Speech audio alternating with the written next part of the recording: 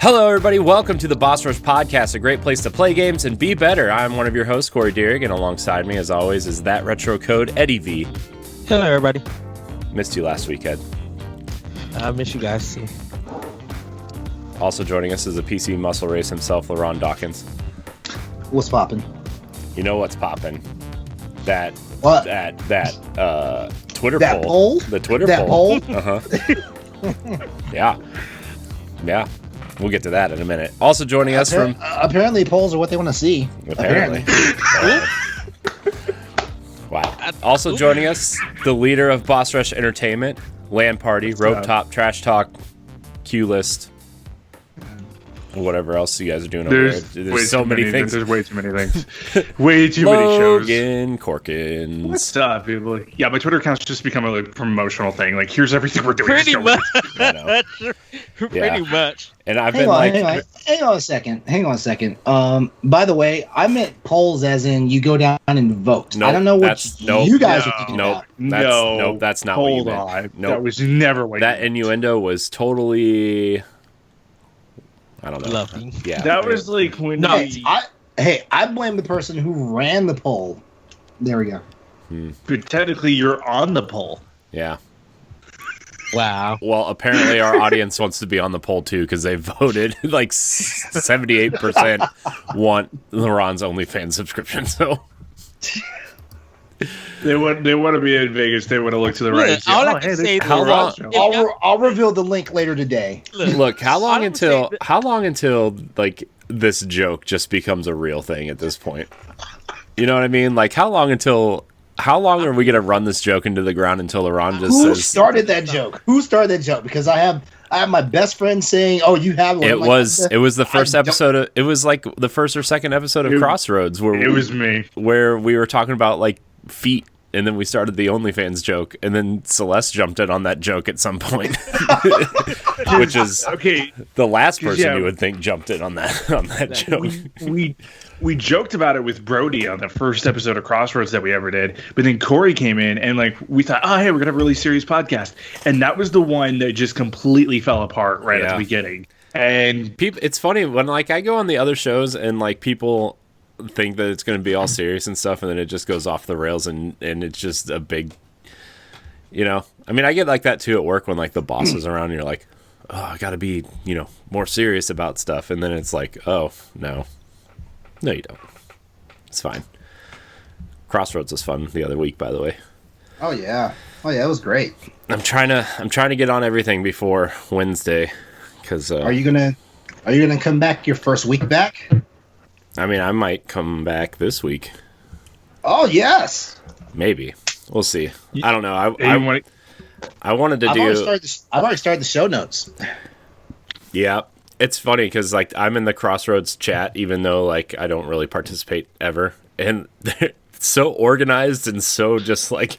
and then, like, we barely go off topic or anything. Well, and then you go to the Nintendo Pal Block group, and I'm in there too, and it's so off the rails that there's actually a separate Twitter chat just for show notes. Now, hold up. We have good discussions in the Nintendo. Oh, you okay, Logan? Oh, yeah.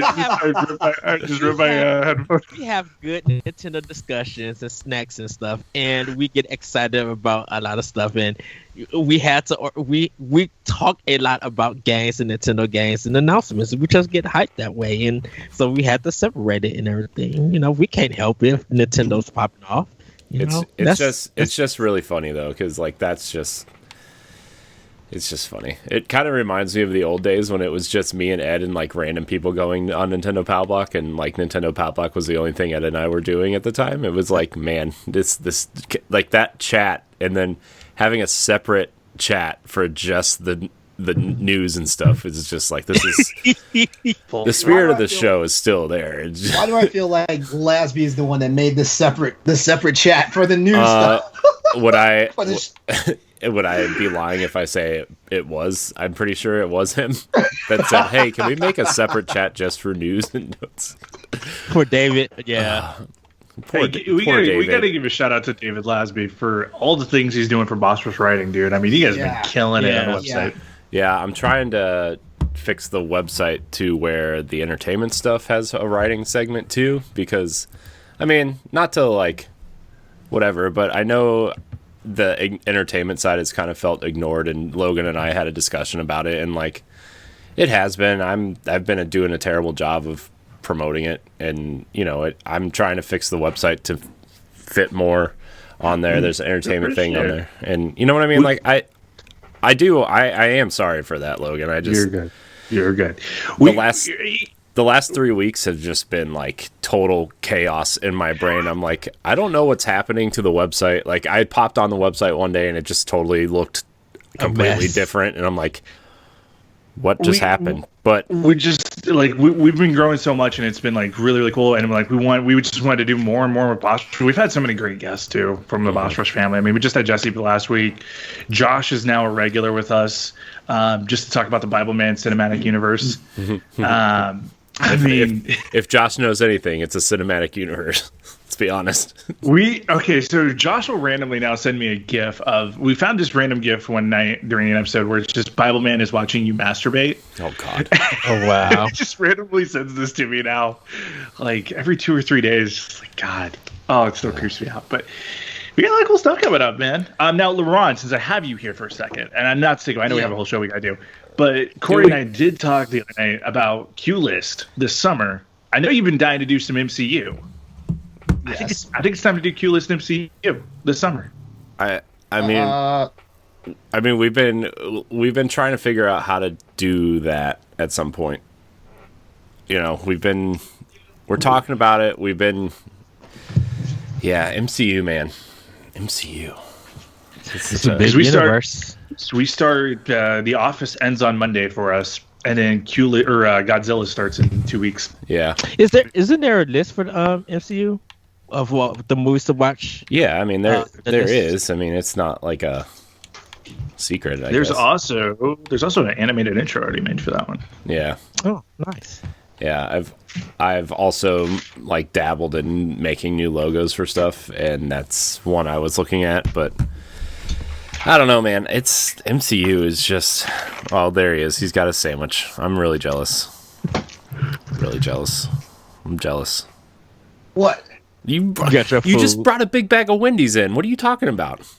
What? I'm sorry. I'm sorry. I'm LeRon. I've got no sleeves and I've got big muscles, and I've also got my bag of Wendy's, and I'm gonna eat it, and I'm playing Monster Hunter. Do. Wow. I just stopped playing Monster Hunter to do a podcast. I feel so hated right now. What the hell? We only hate LeRon, you I love because we you, love you. Hey, you, Logan. But yeah, I do want to do the MCU stuff for sure. I do want to be a part of that, Logan. It's gonna be good. It's gonna be really good. Yeah. I know of 3 other people who have like, if you guys end up doing this, let me know. Wait. So are we going to shift the plans to Q List, or are we going to do our thing, Corey? Because I thought we had a thing. I know we do. I don't. Man, I'm just giving you a hard time. No, we're gonna. Let me get this baby out, and then we'll figure it out first. Okay. But yeah, we're gonna start getting more of the entertainment stuff on in through the website, especially because like, you know, I know it's bossrushgames.com, which I should probably get bossrushnetwork.com too, and just have everything reroute there. But the writing, if we can add like that kind of stuff too, I think that's gonna bring in more visitors as well. Because like we're approaching 5,000 visitors to the website for the month, and that is more than we've had in the last 6 months, I would say. Probably more. That's insane, but I like it. I know we've got a baseball article coming this week. I know we've got a Rope Talk's got an article for next week. Yeah.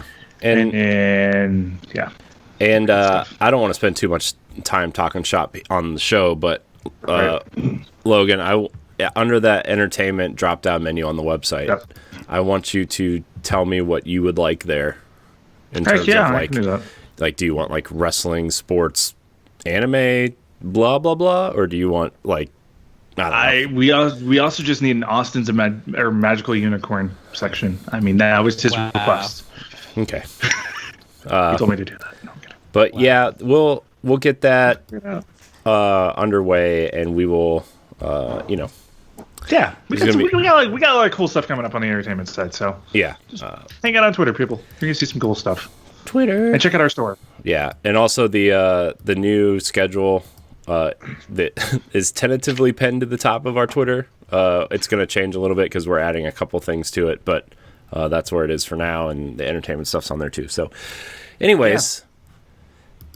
Now that we're done with that housekeeping, we're going to get to the real housekeeping here. This is the Boss Rush Podcast, the flagship show of the Boss Rush Network, where each and every week, live on Twitch, we come together with our friends from around the internet to talk about games and everything we love about them. Follow us on Twitter at Boss Rush Network, email the show at bossrushnetwork@gmail.com, and join the Boss Rush Network Discord. Remember, you can listen to the show on Apple Podcasts, Spotify, and other podcast apps every Monday. And remember to leave us a nice review and a 5-star rating. You can catch everything from Boss Rush Network on bossrushgames.com. A few other side notes. This will be my last show for a little while, so a combination of these knuckleheads will be taking it over and doing their own thing, and I don't know, probably just either making it the best show ever or bearing it. Ed, what's our first argument for next week? First Paper argument Mario for next week. Yeah, Paper Mario. Actually, LeRon, I actually have one for you. Oh no, I was joking, and you actually have something. I hope Ed sends LeRon a digital code of. Whoa! Wait, what? Someone's angry outside. Sorry, I heard a honk of a horn outside. I hope Ed just sends LeRon a digital copy of Paper Mario. Just like play it. It's essentially Monster Hunter. Oh God! Stop lying. Look, I'm still trying to get my PS5. Look, me and LeRon can argue about stuff, but when Returnal drops, I'm gonna be like, I need to know everything about it. I need to, because I want to play that game so bad. LeRon, should I drop a dumb argument? What? Should I drop a dumb argument? I mean, I had to pop into a Boss Rush chat yesterday just to try to get Ed going a little bit. That was just like, is Nintendo still a main platform? Yeah. Is this still a big platform? I mean, people still play that? I was just like, you know what? There are some people out. This is okay. Number one, this is not fact, but I have a funny feeling that 35% of the gaming population out there, Nintendo is their sole console. That high though? Really? Yeah, it's actually high. Never would have thought. I think. I mean, the Switch Lite outsold the Wii U by itself. Yeah, and the way that a lot of physical games are being sold and talked about, which we're going to talk about later in the show. About a lot of people really like go for Nintendo with that. Definitely for stuff with like limited run games, like they still sell out on a lot of their indie stuff, and Nintendo goes out first before PlayStation, which is weird. I say this knowing full well that I did just buy a Switch Lite, just so that I could have another. The Switch Lite is an interesting console. I really wish that the Switch Lite was just like a tad bigger, but I think that's just because I have big hands. But I like it because it fits a little bit more organized. Because like I really wanted something that I could play in my room, like right before I go to bed. And I'm trying to give Breath of the Wild a complete fair chance because we all know I'm a kind of huge Horizon fan. And I'm still trying to figure out why Breath of the Wild beat it for Game of the Year back in 2017. But like I'm playing all these games that like I haven't played before. Because you can climb anything, and that's where Horizon failed. You can climb up about anything if you can find it. You have to look for the white lines on the rocks. I'm just kidding. I love Horizon. It's yellow lines. I'm just kidding. I love Horizon too. I feel like Horizon lost to Zelda because it's Zelda. Yeah, because Zelda. That being said, the 10 minutes of Breath of the Wild I played, I do like it a little bit more than the 9 hours of Horizon I played so far, but not by much. Maybe like 2% much. I will say Horizon gets better once you upgrade that skill tree. I think Zelda it's Horizon's story. It's Horizon's story that they get you in. The gameplay, they're almost identical gameplay, and I will admit, I will argue that Horizon's gameplay is better. I think Horizon's gameplay is more Tomb Raider and Yeah, a little bit. like a little bit more Tomb Raider. I think Breath of the Wild is such a open game because to me, Breath of the Wild is a game of science because of what you could do with the physics, how you could do the bugs and get like people are still playing and finding glitches in Breath of the Wild, and it's very like fascinating to watch. Horizon is so put together and so like high quality. You really can't do much with it. It's a fantastic and beautiful game. I feel like with Horizon, or I feel like with Breath of the Wild, when the next game comes out, if they do it correctly, we're going to look back after the second game comes out and be like, man, how did we play Breath of the Wild? Because there's so much room to grow. Right. And with Horizon, I feel like the next game, there's going to be tweaks and probably one or two new mechanics, but like it's going to be like, well, is it really that much different? Because, I mean, that's how games are built now, right? Is like you want to have games that like your sequels need to feel similar enough for people who enjoy the series to feel like they're getting this more of the same with like a little bit of a tweak, right? And Nintendo's never really been that way to an extent, right? Like Breath of the Wild is the biggest change since it went from 2D to 3D, right? Like that's just it's fair. So. And go go ahead, Logan. Oh no, I was just Guerrilla Games is.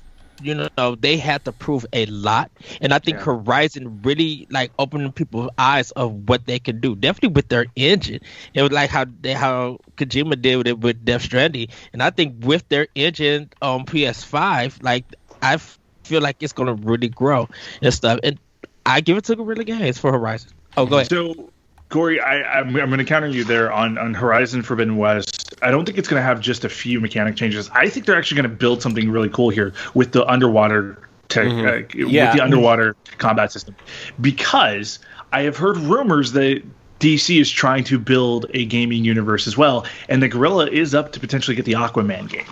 And so if they can build a really cool system that showcases water combat in a way that because water levels suck across the board, from Sonic the Hedgehog all the way up through to Crash Bandicoot and all those great games, water levels just suck. So if Guerrilla can figure out a way to do it and to do it right, which I believe that they can, it's like, dude, that could be a game changer. And that's exactly what I think they're building. Can I ask a question real quick? How's gaming like really been around for like 40, 45, 50 years, like serious gaming, and nobody's figured out how to make a proper swimming mechanic? Like how? Remember, like I go back to Sonic, because like Sonic was the first time I ever played like a big underwater thing, right? And the techniques were just so awkward and weird, and the movement was just so sluggish. And then like you go 15 years later, you have Crash Bandicoot 2 is the first one that has a water level. Yeah. And again, the only way you can actually move fast is if you have like the little jet ski thingy, and even then you have tons of issues within that. It's kind of weird. I think water. I know for Nintendo, they're just like graphically making water look good. Gameplay wise, they're still struggling. And I agree with you, Corey. I think there's a lot of developers who still struggle with that. Like, how do you take land gameplay and then kind of make it interesting and like fun to play? Because like water sucks in every single game. When there's a water level, I'm like, man, that original Teenage Mutant Ninja Turtles. Everybody who played that water level in Ninja Turtles on the NES, all game designers who were born in like the 70s and grew up playing Ninja Turtle, that first Ninja Turtles game, were like, they're like, they have PTSD about water. You know what I mean? Like, I don't want to design a good water level. Sea of Thieves has done a decent job.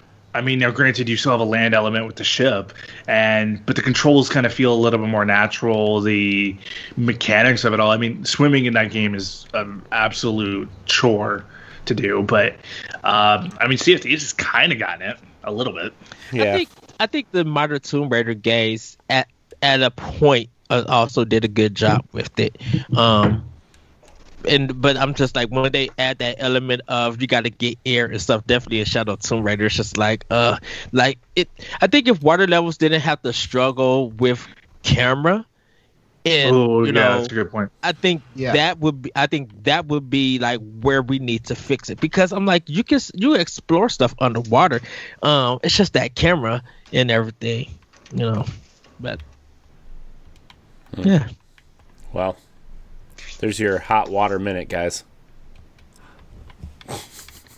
Yeah, because That was- LeRon, you God, no, because LeRon, you was no, talking no, about no. was it Monster Hunter Try that had the bad water experience? Yep. There's only one Monster Hunter game that's ever had water in it, water levels in it, and they don't do that anymore. Why not? We're in What the if they made a era of whole speaking Monster of- Hunter game with water? What if they just made a water Monster Hunter? Underworld, nothing. You know, Cool. Just kidding. You know, we're in the era of speaking up for injustices, and we let Corey get away with that dad joke. Come on, guys, we got to be better than that. Be better, guys. Hashtag be better. Be better. I'm canceled. Be more. Be you. the one other thing I will say about the Horizon losing out to Breath of the Wild, I think the reason why Horizon also lost out to Breath of the Wild is because it was too new and unfamiliar a franchise. A lot of people probably did not spend time and actually play it. They were probably burning up all their time playing Zelda. Plus, It didn't review great with IGN. I mean, it got an 8. Oh, shocker. Well, it got an 8, but that was it got an 8 after it was fixed. Yeah. It got an 8 is a after good review. It got 8 after. It Have you was met the fixed from a internet? 6. Anything other than a 9.5 is that game's terrible. Oh my god, that game's awful. It was originally a 6, and then they edited it 2 days later and said, "No, that's an 8." Wait. Why did they do that? Because the complaint in I could be completely speaking out of my ass here, but There's if I something remember had to right, do with the patch, right? it was the patch. Yeah, so they were having issues on the bow mechanics. Like when Horizon first launched, there was a glitch where if you hung back and then you tried to hit that zoom in button with the L3, it would zoom in, which in certain missions you have to have that to be able to get a one-shot kill to take out down. Like you can take corruptors down in an easy section doing that. So they had to go the long way of doing it. If you're in a corruptor battle, those can take 30-40 minutes a piece. Like those are just long ass battles. And that was really what worked out. I was like, no, that's just a glitch. They put the patch out. Oh yeah, I can totally. Oh, okay, well then my complaints are gone. Cool. Yeah. Well, plus, like, on top of that, I feel like a lot of people probably did what I did and was like, well, I'll play Horizon after Zelda, right? Yeah.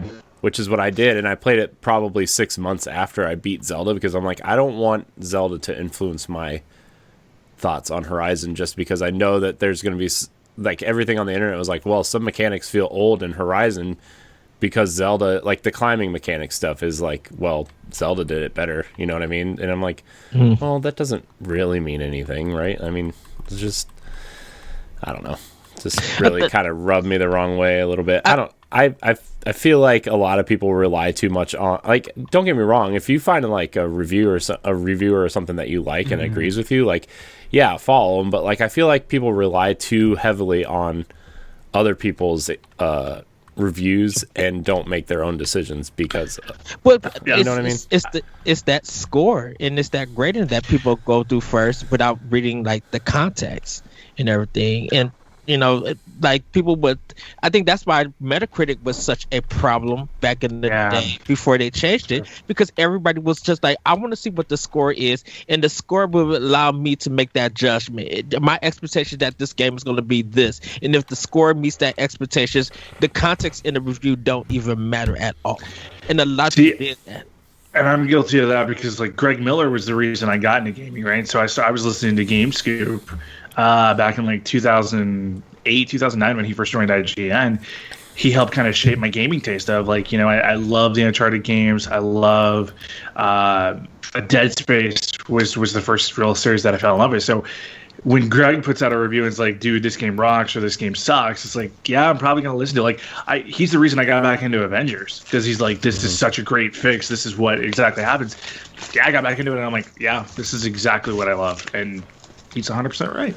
Yeah. I mean, I dropped Avengers because like I wasn't really enjoying the story, right? Like I was really enjoying what was happening, but I encountered 3 crashes on Xbox One, like 3 total game crashes, and the frame rate was terrible. I'm like, you know what? When the next gen patch comes out and I get an Xbox Series X, I will return to it. And I returned to it, and guess what? I'm enjoying it. Now, I still think the game has some issues, but like I'm having fun, right? And that's what games are. That's what games are about, guys. They're about having fun. Yeah. Sometimes you need that 7 or 8 game. You don't need a 10 every time, right? Hey, we all need an Anthem in our lives, man. And I don't even think Anthem was that bad. I really don't. I have never understood the hate for that game. I think it was like the same. It's the same thing that the Avengers has, though, right? Is like, oh, you go and get the same place and grinding it out and stuff, like these similar areas and similar things, and it's like, well, I guess, you know. And it was really overhyped too. I mean, I have a real, true, genuine beef with Anthem. Hit me with it. They gutted the core Mass Effect team to make Anthem, and Andromeda died. That is my chief complaint about it, because guess what? I was going to get both Andromeda and Anthem, and after Andromeda came out, and I was like, what the hell is going on here? And I started doing the research, and I was like, wait, they gutted 60% of the Mass Effect team to continue working on Anthem? Mm-hmm. And that probably was the EA decision. I was like, y'all can die in a fire. What I think, and I was actually telling Corey this. I think Destiny is such high quality and has set the standard of doing live service games. Yeah, but the thing is like everybody. Sorry, I didn't mean to cut you off, Ed. But I know where you're going. But it took Destiny years to get where it's at, and people are expecting like an instant. Like, oh, it does everything that Destiny does on day one, and it's never going to be like those games are like The Division is still struggling with that, right? Like, even though they've done it better than most, right? The Division is still struggling with Rainbow that. Six Siege struggled for years before it became to what it is now. But like, you go back to Destiny 2, right? When Destiny 2 launched, I was super pumped for it because I'm like, okay, great. And that game didn't hit me at first. When Forsaken came out, that was when I got really heavily back into Destiny 2. I was like, this is the game I wanted it to be at launch. And right sometimes now, it just takes time. And right now, it's like the best place it's ever been in terms of grinding and things you can do mixed with, you know, like they let you grind the way you want to grind and really like pick and choose what you want to grind for and everything. Like it's in a good place. So everybody just enjoy the games that's coming out and have fun with them, because I know we got some topics and stuff we got to get to and everything. We do. Also, Ed probably has to be at work, so he's trying to move the show along himself. Aren't you, Ed? Aren't you? Aren't you?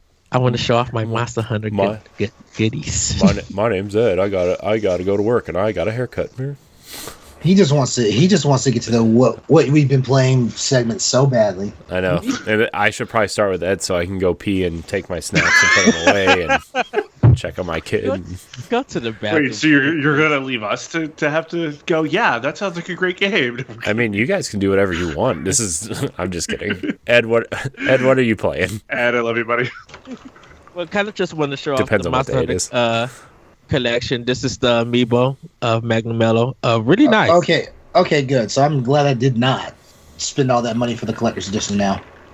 Oh, it doesn't look good, or because no. What they put in the advertisement does not look like that. It's the render. It's the render. Yeah. Of it. But I haven't took it out of the box. They still got the 3DS. Wait, the thing in the advertisement is clearly backwards from what Ed is holding up, isn't it? Like, isn't he facing the other way? Let me look. He's facing in the ad. He's facing the other way. He's facing the right. He's facing like the right side. So from left to right, when you look at it, it's the tail to the head. That's false advertising. I would get your money back. It is. I almost threw $100 on this. This is the pin for it, right there. And then these are like, I think, stickers and everything, that they drew some art. I didn't take anything out besides just the game. I think, LeRon, I don't know if you got a different box, but this is how the deluxe version. I bought digital. Digital. Like Corey like put his freaking dark side whispers in my ear, and I wound up buying digital. Yeah, because I know some people just like there's a steel case version. From Best Buy. There is Best Buy has them. Oh, okay, so yeah, because I might get the steel case, but then again, I'm not trying to spend $35 for that case. This is the controller, right here. I didn't take it out or anything. I like that. But a lot of people loved it and stuff. I didn't go to Best Buy, LeRon, to see if they had the the special edition and stuff, but only seen like one person on Twitter like buy it, come out with it. So people may be able to find. Be able to find this stuff. But yeah, Monster Hunter Rise is really good. I'm enjoying it.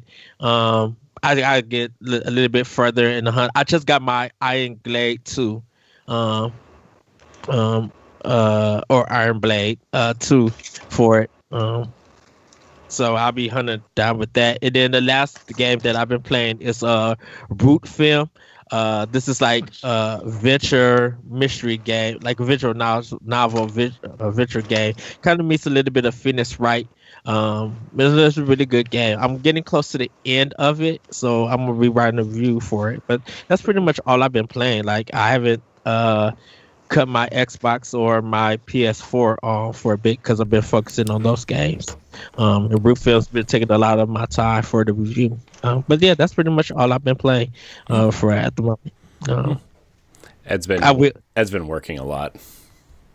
Yeah, I'm going to try to get back into Until Dawn, and since David and LeRon finished Alien Assignment, the Alien game, Alien Isolation. Yeah, it's time for me to jump in on PS4. Have you ever played it? I haven't played it. No. Oh boy, have fun. What game? Wait! Did you beat Dead Space? I am working on Dead Space. Beat Dead Space first. Yeah. When we do the trilogy, want me to do the because I got my birthday weekend coming up, which I went to Galloping Ghost, and me and my friend got to play Ikaruga, the Japanese version, in the arcade. Oh, nice! Like, yeah, they have a so it's a whole block in Brookfield, Illinois, and it's like half of that whole block they own. Full of arcade games. So I got to play like Darius EX, DDR, like everything. They got like unreleased Japanese arcade games that never came to America there for it. F-Zero I got to play where they actually could you actually feel like you're in the cockpit moving around. It's really, really fun. So, and for $20, and you get to stay there as long as you want until they close at 2 a.m. in the morning the next day. Very cool. Yeah, that's all I've been playing. Just had a really good time. Cool. Logan, what are you playing? So, on Apple Arcade, I have been playing a game called Beyond Blue, which is a really cool story. So, I recently changed my college major from journalism over to zoology. And I've been trying to get a little bit more. This game was actually recommended to me by one of my professors. He's like, it really kind of shows off ocean exploration a little bit better, and it actually has a lot of great information about different animals. But there's also a story in it of conservation, some really cool stuff there. So I've been playing that. I've also been playing a baseball game on Apple Arcade. It's really, really cool.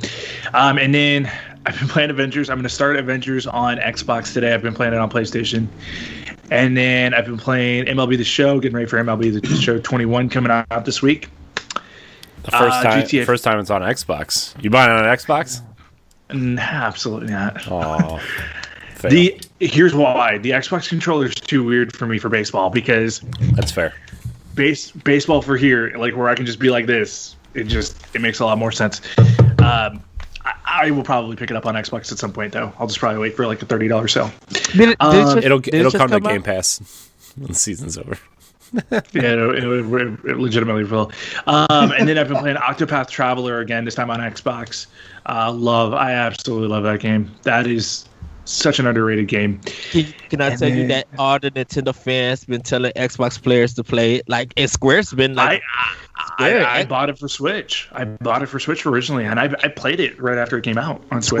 Square and Microsoft been like really heavily advertising that game on Game Pass. We're selling it together too. I mean, it's a big get for them. Like, huge get. All of this, all of the Japanese stuff, right? Like now, it's like it's all like the Yakuza games, right, are there, and all the Kingdom Hearts games are there, and a bunch of Final Fantasy games are like. It's a big deal that these games are there. Dragon Quest 11's not there yet. It is. Oh, it is? Yeah, oh, yeah, that is right. I wouldn't expect you to know, Ed. You don't like Game Pass. No, I knew it came to Xbox, but I didn't know it came to Game Pass. And then Josh, Finn, and I have been playing some Forza Horizon together, and that's been a lot of fun. 4? Yeah, we've been playing 4, and it's just been such a great time. Oh, it's so good. So freaking good. Like, I know I'm a PlayStation homeboy, and I should love Gran Turismo, right? But Forza just, it's a different level. It's a completely different level game, and that's why I love it so much. And that, like, who knew you needed an open world racing game, right? Like, it's just perfect. Me and Jesse talked about it on AX, and we were just like, we hope that Steam players buy it, because the soundtrack, the drive, just the way that it looked like graphically, it probably looks crazy on One X, and I want to see how it looks great on Series X. That's what I want to see. Like I just got a new Ferrari in the game the other day, and I was taking it along the coastline because there's a big straightaway that you can hit on the coastline there, where you can hit 250 miles an hour pretty easily. Even just like how it moves on a regular Xbox One, it's like, this is still beautiful. And think about all the different mechanics that are going into making this game like look as incredible as it does. It's just and like, even in the story mode though, I love the fact that you get a race in a warthog for a level. Yeah, with the Halo one, yeah. There's so many great moments. And then, Nick and I have been playing Halo together as well. We streamed it a couple nights ago, and my boss ended up actually watching that stream, and he's like, "You curse a lot when you're losing." I'm like, "It's fair. That's completely fair." And your point, sir? It's Halo. It's called the Halo Rage. Oh, man. LeRon, what are you playing? Monster Hunter? Lots of Monster Hunter? He's muted. That's it. Yeah. That's it. How is it? It's fun. It's fun. Honestly, Galatrad mentioned something yesterday, because we were talking about it, because the writer's room is getting ready to, someone from the writer's room is getting ready to write a review on it. Dan already put out a will you play it article. Was that yesterday? I think it was yesterday. Yeah, it was yesterday's Boss Rush banter. By the way, the daily editorial feature on Boss Rush. Check it out. Boss Rush banter.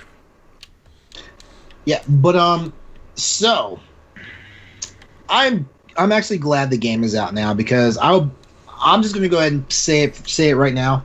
Like, the demo infuriated me. The demo infuriated me, and this is from a guy who's been playing Monster Hunter since Monster Hunter was a thing back in 2004. The demo is deceptively designed to act like it gets new players into the game, but honestly, the demo is really meant for like the hardcore and the regulars who just want to see what's going to be happening in the new game. Because I got to the point where, like I told you guys earlier before we went live, like, I've recorded like 5 hours of the content for Monster Hunter Rise, and 35 minutes of it is probably me bumbling around the freaking wire bug, because they did not do the best job of explaining the wire bug in the demo. You just got to get good, LeRon. That is true. But there's always some part of Monster Hunter, though, that I'm always fumbling on, and I feel like the wire bug in this game is going to be it. Probably because it's a new mechanic. Well, here's the thing about it. Here's the crazy thing about it. The wire bug basically is what the grappler was in Monster Hunter World. And some of the stuff they've implemented with the wire bug is the stuff that I really wish the grappler had. For example, like being able to, when a monster sends you flying, being able to use the grappler as a last minute like save to keep your guy from like being stuck in the falling and having to get back up animation, stuff like that. That's something that Monster Hunter World would have benefited from. You have the grappler, but the only thing you use the grappler for is just traversing terrain. Stuff like that. So I know one of the problems that I have with the wire bug is that when I'm attacking, definitely with my Iron Glaive, when I'm attacking, it goes like too far over the monster and stuff. Like it thrusts me a little bit forward, and it's just like, I know there's not really a lock-on system, but sometimes I feel like, man, I should be able to wire bug him so I can attack him on the head and stuff, and sometimes it just overshoots me.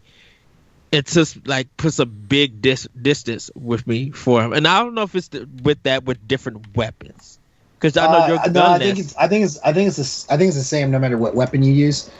The wire bug. My problem is that I have a hard time trying to like physics. You know, like the wire bug can basically grab onto thin air, and that bothers my brain. You know, and yeah, like this Monster Hunter Rise is the return of the anime style, the Japanese style Monster Hunter. So it's just one of those things I just got to get my frame of mind back into, given that I've been playing the last 3 years nothing but Rise. So I mean World. So you know, do you think they should have? I know when your weapon is in the sleeve thing, that they have the reticle for it. Mm-hmm. But when you're fighting it, they don't give you the reticle. You think they need to add that? No, because the wire bug has a different use when your weapon is unsheathed. But and that's the problem, that it's been shooting me over and stuff, because it looks like I can't tell where I'm going to be shooting at, even though it looks like I'm on the monster. And sometimes it'll just go and just do whatever it is, because I don't have that reticle to like actually put on the monster. Because I'm trying to attack his head or it's attack or something about him, and it's just, like I said, overshoots me. But that's when I'm working with a weapon. It's possible. I need to play around a little bit more with using the wire bug when I have the weapon, because I'm kind of a traditionalist. But like I said, I've been playing Monster Hunter since 2004, when the wire bug wasn't even an idea. You know, so I'm very old school. I do like the changes in Monster Hunter Rise. Like it feels like a melding of old school Monster Hunter and Monster Hunter World, which is great, because I was afraid it was going to be too much like the old school Monster Hunter games, and I was way too far removed from those games thanks to playing World for so long. But the game is fun. Honestly, I'm actually very impressed with the graphics. I've been playing it on my big ass 70-inch freaking 4K television, and it looks pretty nice. I can't wait for the PC version though, but you know, I'm waiting for you to get that PC and streaming it. It is one of the best looking Switch games I've seen in a while, like in a long while. That's not, especially one that's not made by Nintendo. I think we have to owe that to the RE engine, because even my roommate's like a super tech guy. You think I diss the Nintendo Switch? He disses the Nintendo Switch. He does. He's actually one of those people that actually made me feel bad for spending the money that I bought a Nintendo Switch back when I first bought it and stuff like that. But even he was in here watching me play it, and he was like, man, he's like, this is probably one of the best looking Nintendo Switch games I've ever seen. And, you know, and this is the guy that's seen Breath of the Wild. This is the guy that's seen Mario Odyssey and stuff like that. You know, some other good games. You know, the game looks better than Bayonetta. And now I'm gonna have to struggle with that one. I will say that I haven't had no frame rate problems neither with this. Everything's been like really smooth with this game. Yeah, no frame rate problems, which means Nintendo needs to figure out some shit. Now this game runs at 30 though, right? Oh, yeah. You know what?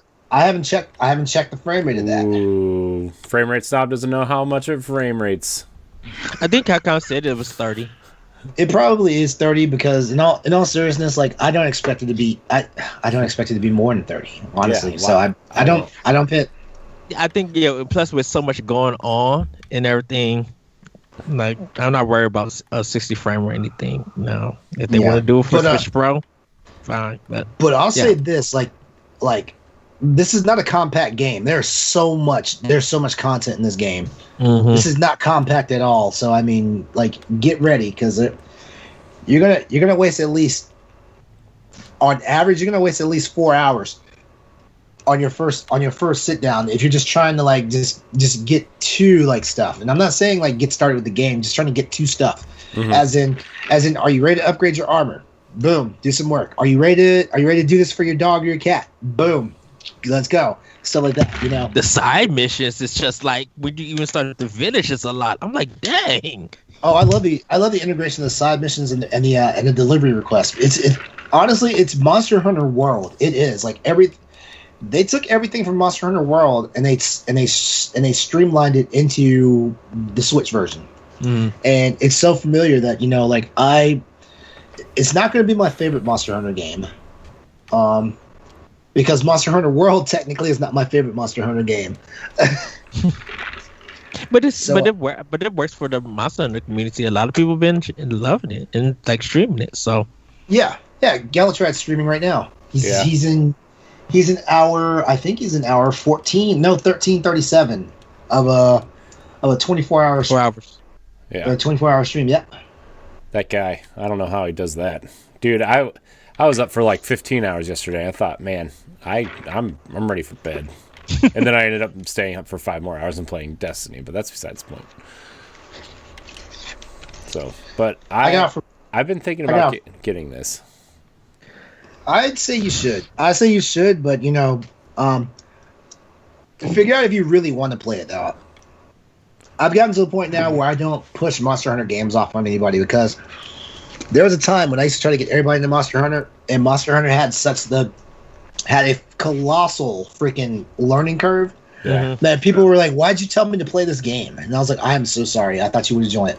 Well, I really liked what I played of Monster Hunter World, except I didn't have any friends to play with because I don't have any friends. You didn't know me at the time. You're right, I didn't. And then I put like 15 or so hours into it, and I'm like, you know what? I like doing this, but I've fought a bunch of monsters that I was like, I need help, and I have no help, and that kind of, made me defeat the purpose. Yeah. Oh, you see that? Oh, and there's the other problem with the demo too. The demo overbloated all the bosses.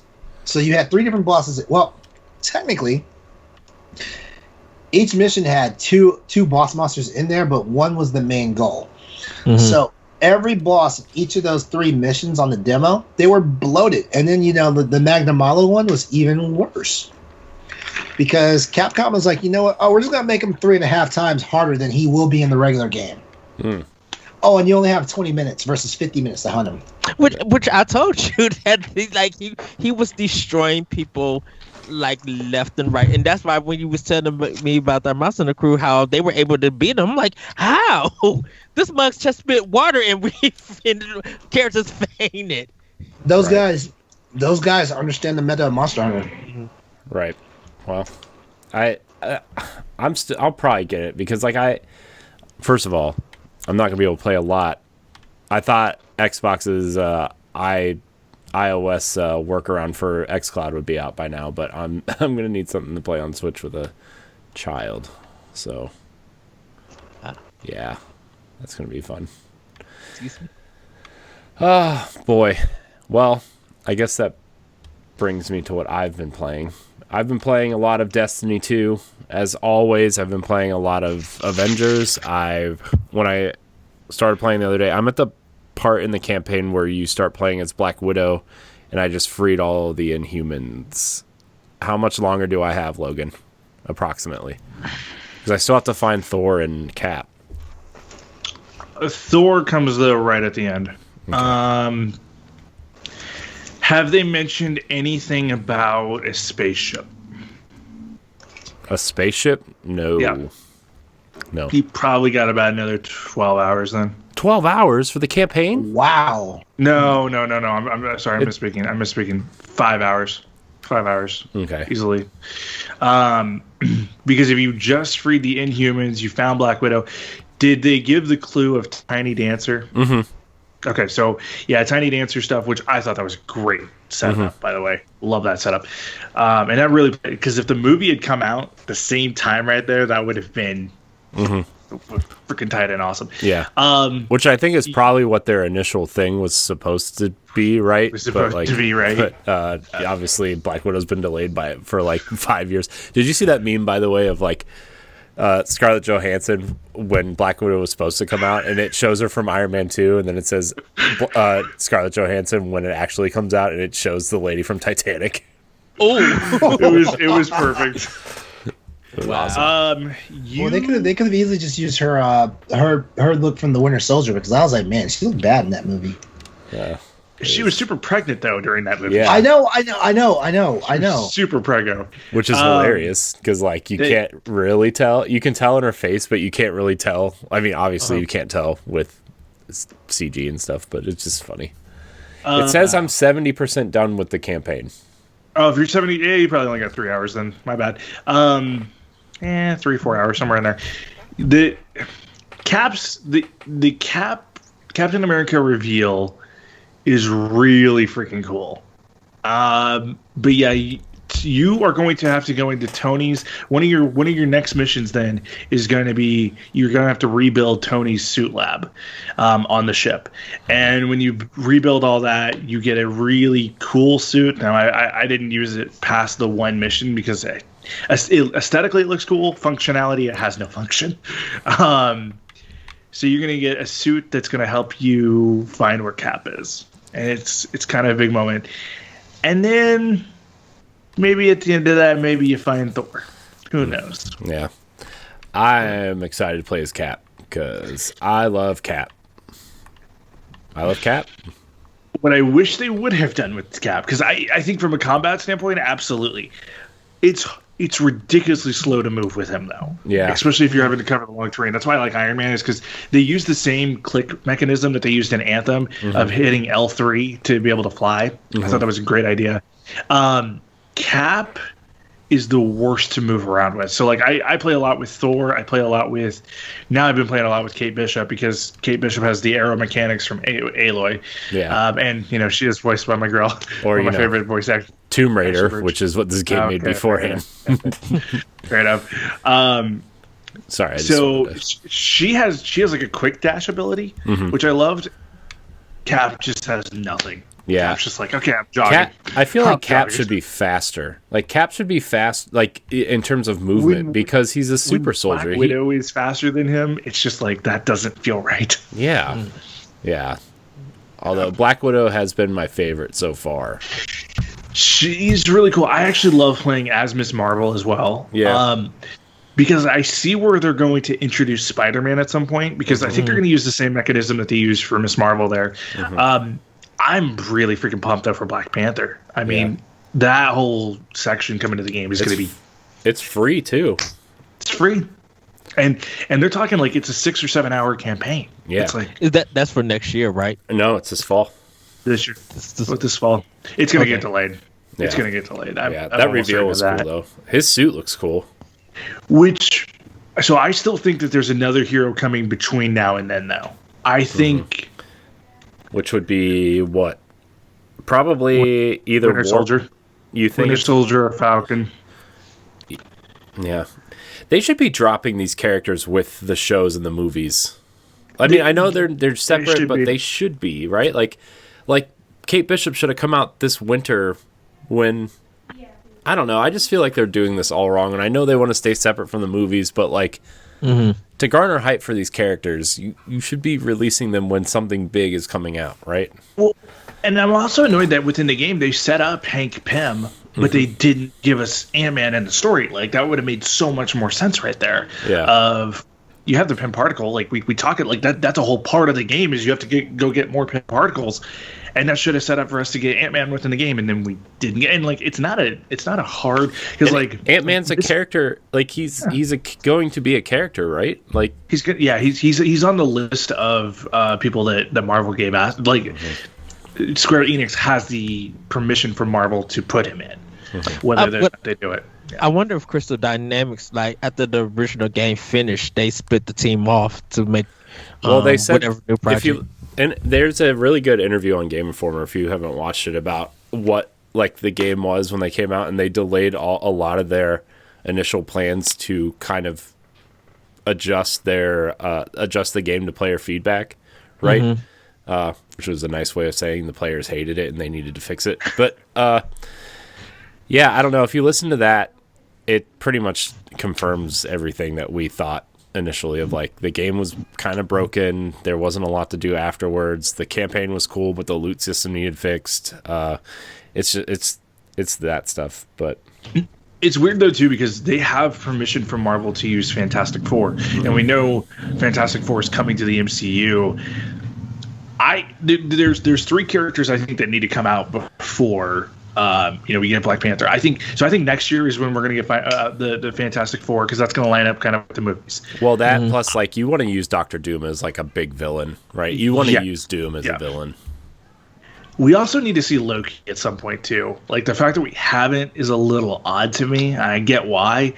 I think we do need to see Winter Soldier. I think we need to see Falcon, and I'm not just saying that because the movies or the Disney Plus series is fantastic. Is fantastic. I think we need to see both of them, and I also think we need to see And it'd be interesting to see how do you work this in within this particular MCU.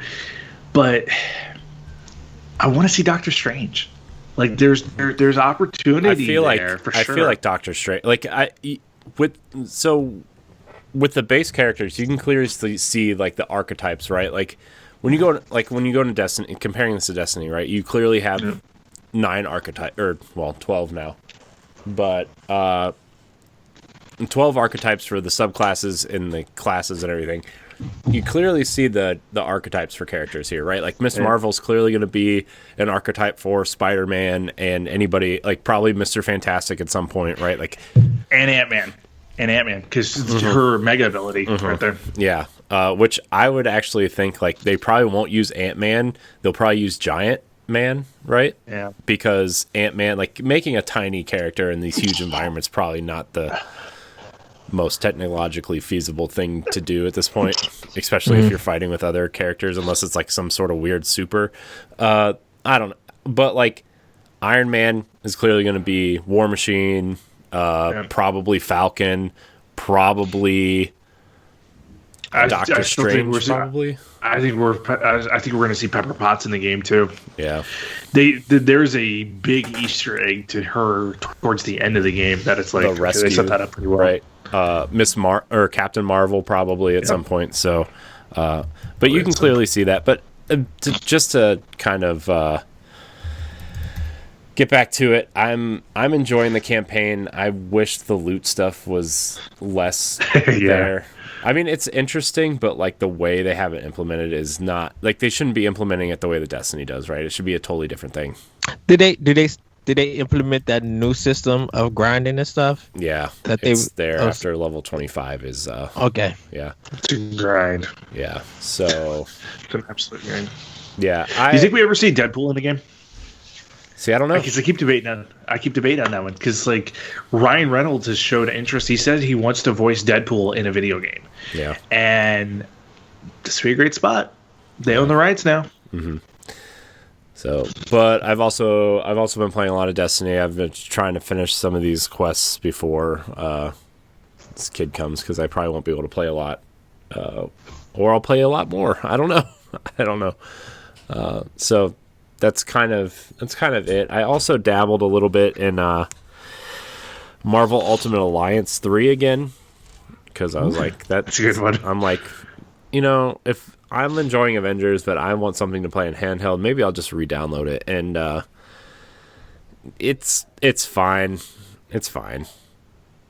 It's about as much as I can say for it. Also trying to work my way through Mario 3D World still. I'm on World 4, trying 100% it all. So, yay. It's fun. Whoa, my kid is awake. Nap time is over, everybody. About an hour earlier than normal. So we have a few topics here, and then we're gonna play a game of video game 20 questions. So our first topic here is kind of a worrisome thing for PlayStation fans, especially who have gone digital mostly. The PSP, PS Vita, and PS3 stores or their online services are ending, and a lot of people are worried about what's going to happen to their digital purchases, because apparently the way it's connected to your PSN is different from the way that PS4 and PS5 is connected to it.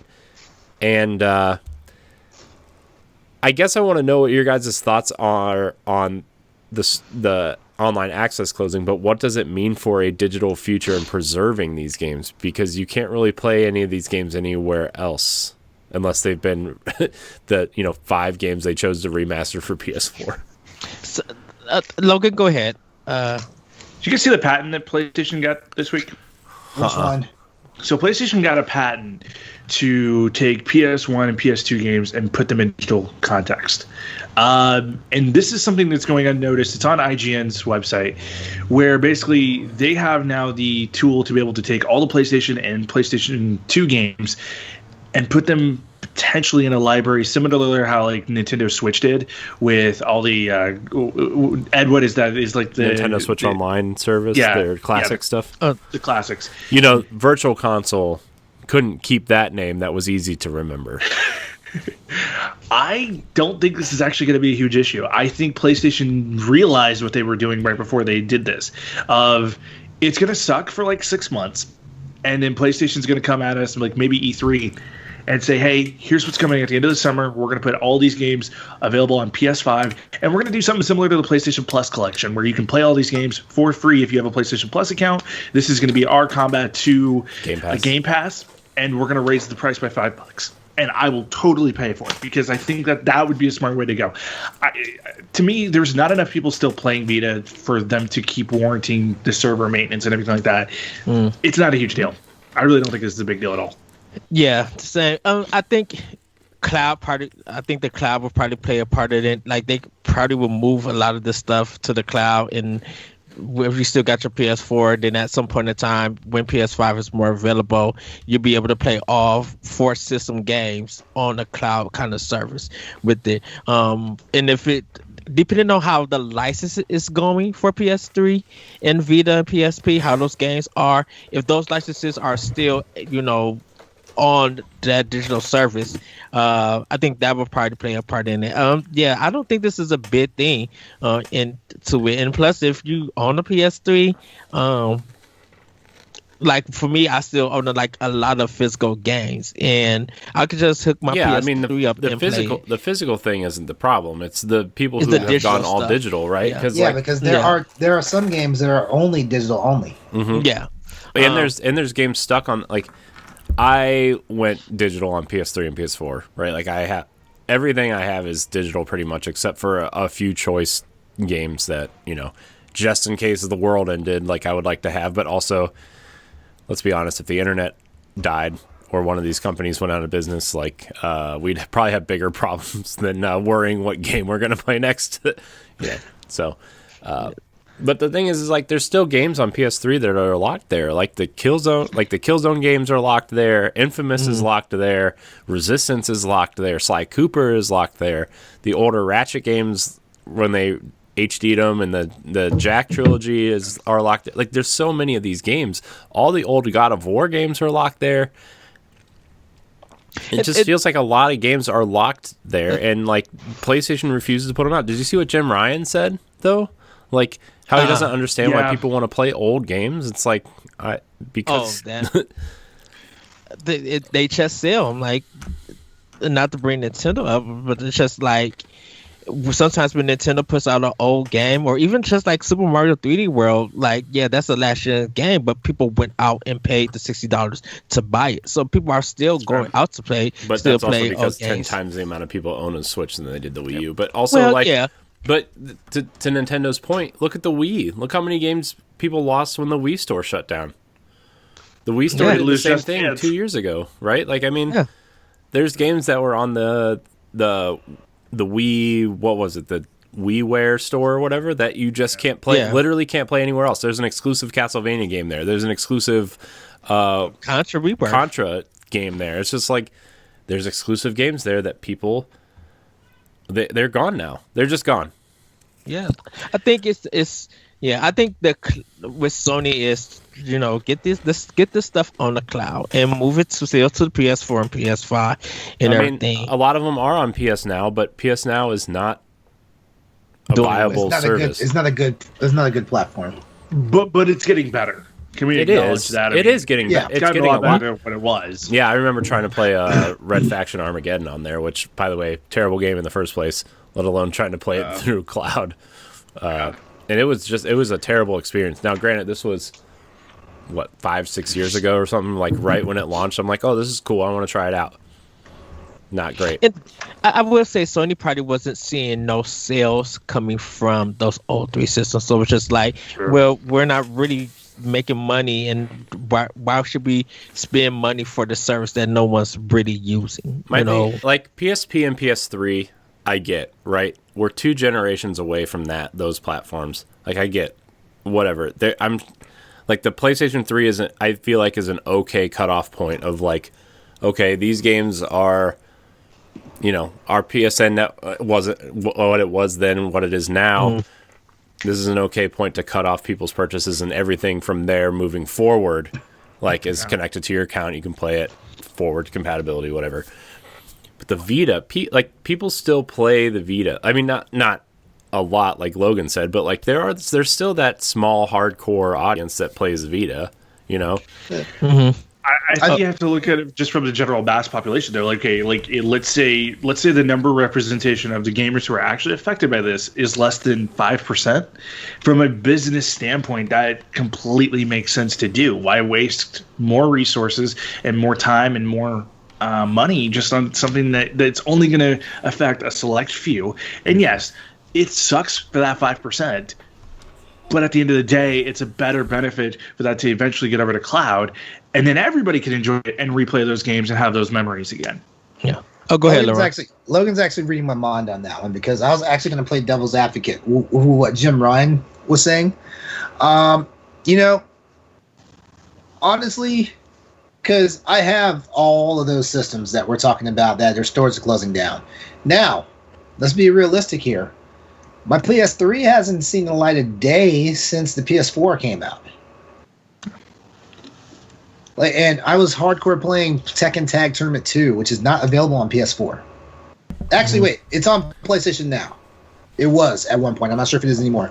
But I had all those systems, and technically the Vita is technically in the PS3's life cycle, because the PlayStation Store, had both the Vita and the PS3 stuff when you go to the console. Yeah. But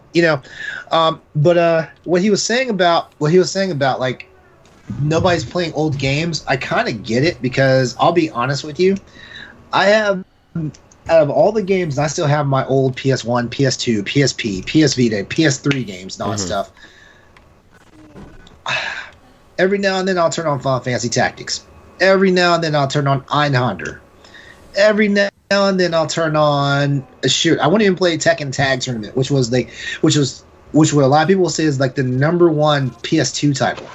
PS3 games. A lot of the PS3 games, like they, in some way, shape, form, or another, have found their ways. Like the main ones, not like the exclusives, but the main ones have some way, shape, form, found their ways onto other platforms, like Catherine, Bayonetta, Vanquish, all those games, stuff like that. Not a lot of the first party stuff. They may surprise us, though. But I kind of get where he's coming from with that one, because I was one of those people that I was also fearful of, like what happens to my old games and stuff like that. I was, and also we can't afford ourselves a little bit of the credit, because a lot of us still have a ton of physical product from back in those days too. I'm pretty sure that this is basically Sony trying to save some money as far as like server maintenance and costs and stuff like that. The cloud is the other problem, though, because the cloud, you wind up, and this is also why I'm not really a fan of the trend of cloud gaming right now, because cloud gaming, particularly on what it is on the Switch right now, you still don't get the physical license of the game. You basically get like a borrowed version of the game. And let's say, for example, let's use Control as a good Control of Resident Evil 7 as a good example. Let's say today I decided I'm going to purchase the ability to play those games on the cloud. And 2-3 months from now, maybe they end the cloud service. So technically, I feel like I've wasted my money, because I spent money on something I no longer have access to and stuff like that. So, wouldn't that also be the same way like PT? Even though it was a free demo, and that's a Konami license, the way that they took it off the system and you can't purchase anymore. I know that the technique is different, but I think when something is taken off and you can't re-download it or replay it, or re-download it, I should say, you can't re-download. Do you think that's like almost the same in a sense? Almost the same, but not quite, because if the license holder pulls their license for the content, then that means you have it until you no longer have it. So it's just like how when people buy CDs and stuff like that, you buy a CD or DVD or Blu-ray or whatever. If it's out of print, the moment you lose, misplace, or whatever, something happens, that disc is gone. You can't get it back anymore. Yeah. It's the same thing. So looking at music, for example, like how many people we know, like their libraries are locked up in like legal battles to where like companies won't even put them online for sale, things like that. So I feel like legitimately, she couldn't do stuff for forever because of Scooter Braun. Yeah, Aaliyah's second album, it's not even on streaming stuff because of legal stuff, the legal battle. Yeah. So, but anyway, to rein this back into the PlayStation stuff, I think it's a cost cutting measure, and also if you look at what's going on with Sony right now, Sony has been doing a lot of cost cutting measures on the digital platform. Like they cut out communities, they cut out they're stopping the music and the movie rentals. Mm-hmm. They're doing a lot of cost cutting on the digital side. Now it doesn't mean that they're just done with it. There's possibly something coming down the road. But is that cutting it from PS4 and not PS5, or it's just like PlayStation platforms? It's PlayStation altogether. Like they're not doing movie rentals at all anymore. Yeah. They're not doing music rentals. I was wondering about that. Was it just PlayStation 4 and not PlayStation 5? That being said, they did re-up their negotiation with Spotify. Like Spotify will still be available on the platform for I think another 5 years. Okay, so they're just getting rid of that stuff with PlayStation 5 included. Well, it's like you look at that stuff too. Like I rent movies from PlayStation occasionally, but like anything you really want, you can find on a streaming platform anyway. And so the other thing here I want to say on the game side, though, look at this as an opportunity to shop local, right? So we all have, in COVID-19 and everything like this, we've all had those mom and pop shops go away. I think to some extent we're still going to have mom and pop shops here in our local communities because they are that place to go find that physical version of an old school game. Because I've had a PlayStation 3 sitting up in my closet for 2 years. I'm going to pick it up. Hey, I could really use another controller so I can go to the mom and pop shop. Now, I'm not going to say that's going to revolutionize the mom and pop industry and that everybody should get back into retro gaming, but it might be able to keep around some of that more nostalgia stores and some of those places that we grew up loving. It might be able to keep them around for another 10 to 15 years, depending on exactly how it works. Depending on your local garage sale in your neighborhood, people are going to be hitting churches, the Salvation Army, other thrift stores, different neighborhoods to find a particular copy of a game, because some people don't want to go to eBay and pay $500 for Remember Me from Capcom or something. If mama's selling it, a 67-year-old mama is selling that game for 35 cents because she don't know what it is, you're gonna go there, give her the 35 cents, and walk away with that copy of the game. So like if I was a mom and pop store too, I would also scale this back up. I think one reason like mom and pop stores have kind of grown a little bit and gone out of business is because they are so ridiculously priced for retro games. Like a copy of the original Smash Bros on N64 can sell for $100. Like that's not a question. Mm-hmm. Lower your prices just a little bit, get more people through the door, and survive another 10, 15 years. Yeah. We make old school games as a commodity, and the sad part is like it's really niche how many people appreciate old school games. I mean, honestly. Now we talked about old school games, I feel like I'm gonna dust out my PS1 and play Vagrant Story, But if we hadn't had a conversation about old school games, guess what? I'd be like, okay, as soon as this podcast is over, Monster Hunter Rise, I'm back into it. But I think sometimes when it comes to old school games, there's to me, and this is a personal thing, it's two separate things. Old school games, I'm thinking of like Nintendo and Sega going back that far, where PS1 and PS2 and even Xbox in a sense and GameCube, I feel like that's modern old school games, like a modern retro feel. That's right. Because of the technology. And that's it. Like I said, it's a personal thing to me. You know what though? I'm glad you bring that up though, because we actually have hardware out there now that does full emulation all the way and up through the PlayStation 3 and stuff like that. And they're being sold on Amazon with no sort of cease and desist orders. And I'm talking about almost every platform you can think of and stuff like that. So, there are options out there, and shoot, like all these people who are flexing their ingenuity and modding the PlayStation 1 mini consoles and stuff to play more games on their system, even besides the 20 that it came with and stuff like that. I feel like honestly, like we're gonna be okay. And also, I'm pretty sure Nintendo. It's such a Nintendo move. I feel like Sony's not going to just like completely close it off. Like Logan's saying, we're probably going to see something in the next 6 months, maybe a year, because we know it's going to happen once these stores officially close down. I believe PSP and PS3 are down in July, and Vita ends in August. I guarantee you. We're going to see an outcry of, hey, like, we want to play some of these games again and stuff like that. And there will be a solution within a year's time, or at least an announcement saying, hey, this is what we're looking at doing, stuff like that. I agree with you, LeRon. I say even by March, probably even by March of next year, since all of these changes are happening, I say probably around about this time or even going into April that it will happen. Let's think about this from a PR standpoint too. Sony needs they need their fanboys back, because right now fanboys are still mad that they can't get a PS5 just by going to Target right now. They need to get a little bit of goodwill. Not really Sony's fault though. No, I 100% agree with that. It is Sony's fault. There's a silicon shortage. But it's the internet age. People are still going to blame PlayStation. Every time I search for PlayStation 5, I still see those complaints. That is true.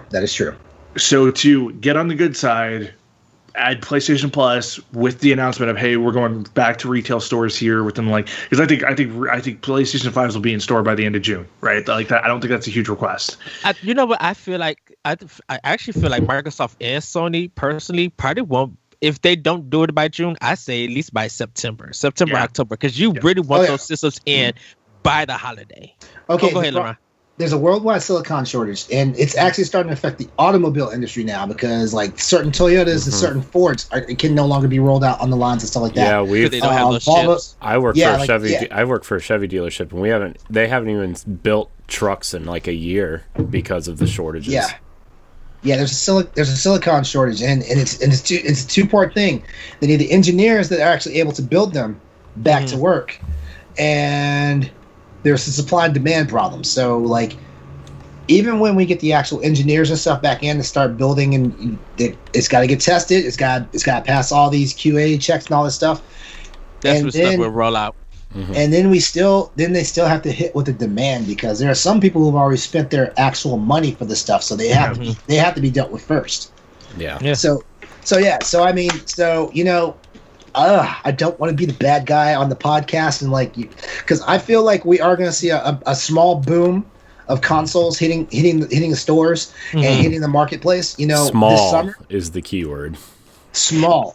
But you know what? I think the feeling of it, there's be a feeling of relief that even though it's in stores, they know that at some point in time they at least could go into the stores. They don't have to struggle online or deal with scalpers and stuff. It's that my kind of frame. And the good news is, and we talked about it on Crossroads on Tuesday, is that scalp sales are only counting for 10% of the overall sales. Was it 6.5 or was it 6 million? I can't remember specifically. I want to say it was somewhere between 6 and 8%, but it's less than 10% overall. I was talking about the overall PS5 sales. 6.08 million units have been sold. Okay.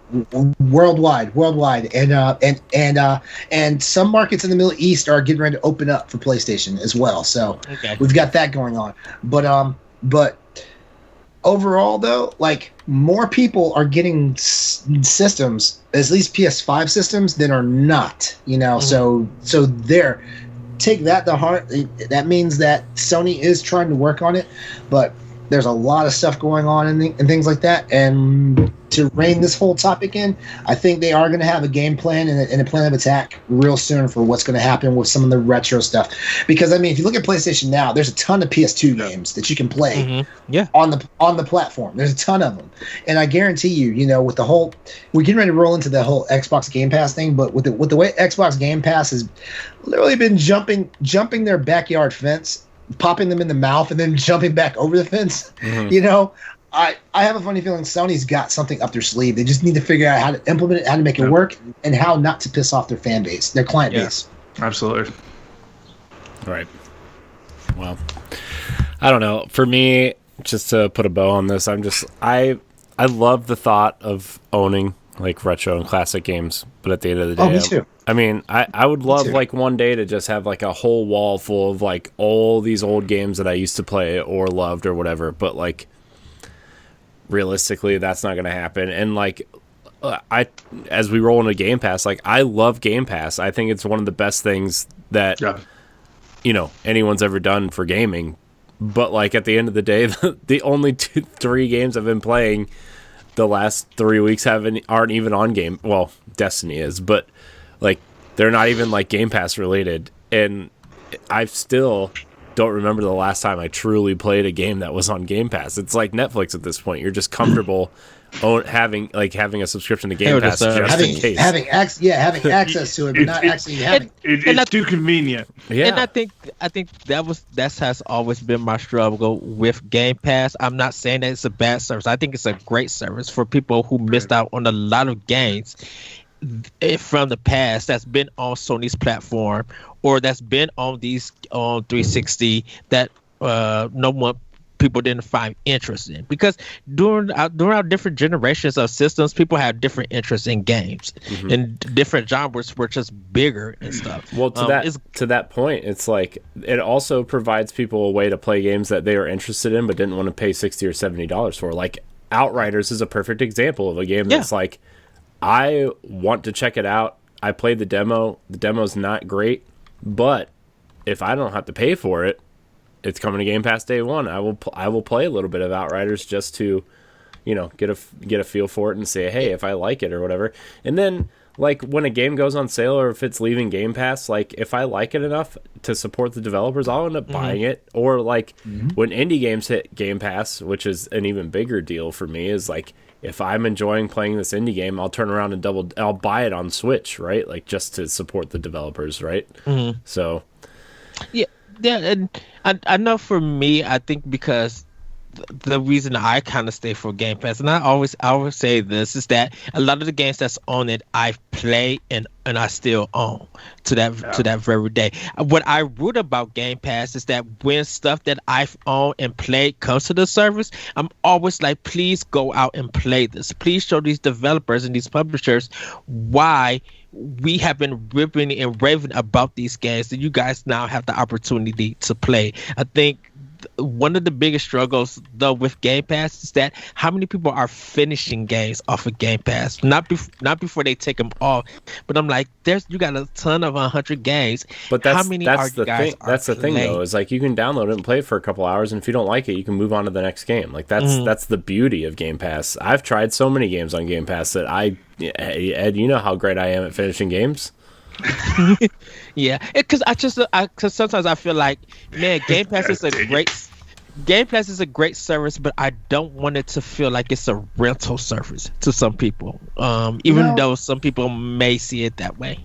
We're talking about Game Pass right now. We're getting ready to talk about Game Pass as the next topic. Y'all didn't tell me that. We're already there. Y'all didn't tell me that EA Play is now on the PC. Yeah. And is included with the Game Pass for PC. Yep. Yeah. Better download that Titanfall 2. I'm about to download that Fallen Order. Oh yeah, that too. Play that too. I'm not downloading that Crisis though. They can forget that. Why your PC can't handle it? You know what? I don't know. I should use this as a benchmark for my PC. That's hilarious. That question is like 15 years old at this point. It's like, well, they remastered it, so can your PC still run Crysis? I don't know. Yeah, did EA do Crysis remaster, or was that independent? I don't know. I mean, I think Crytek ended up publishing it. Okay. Because like on the EA Origins, it's I guess EA Play now. On Xbox, it's the 360 version, so I don't know how that's working.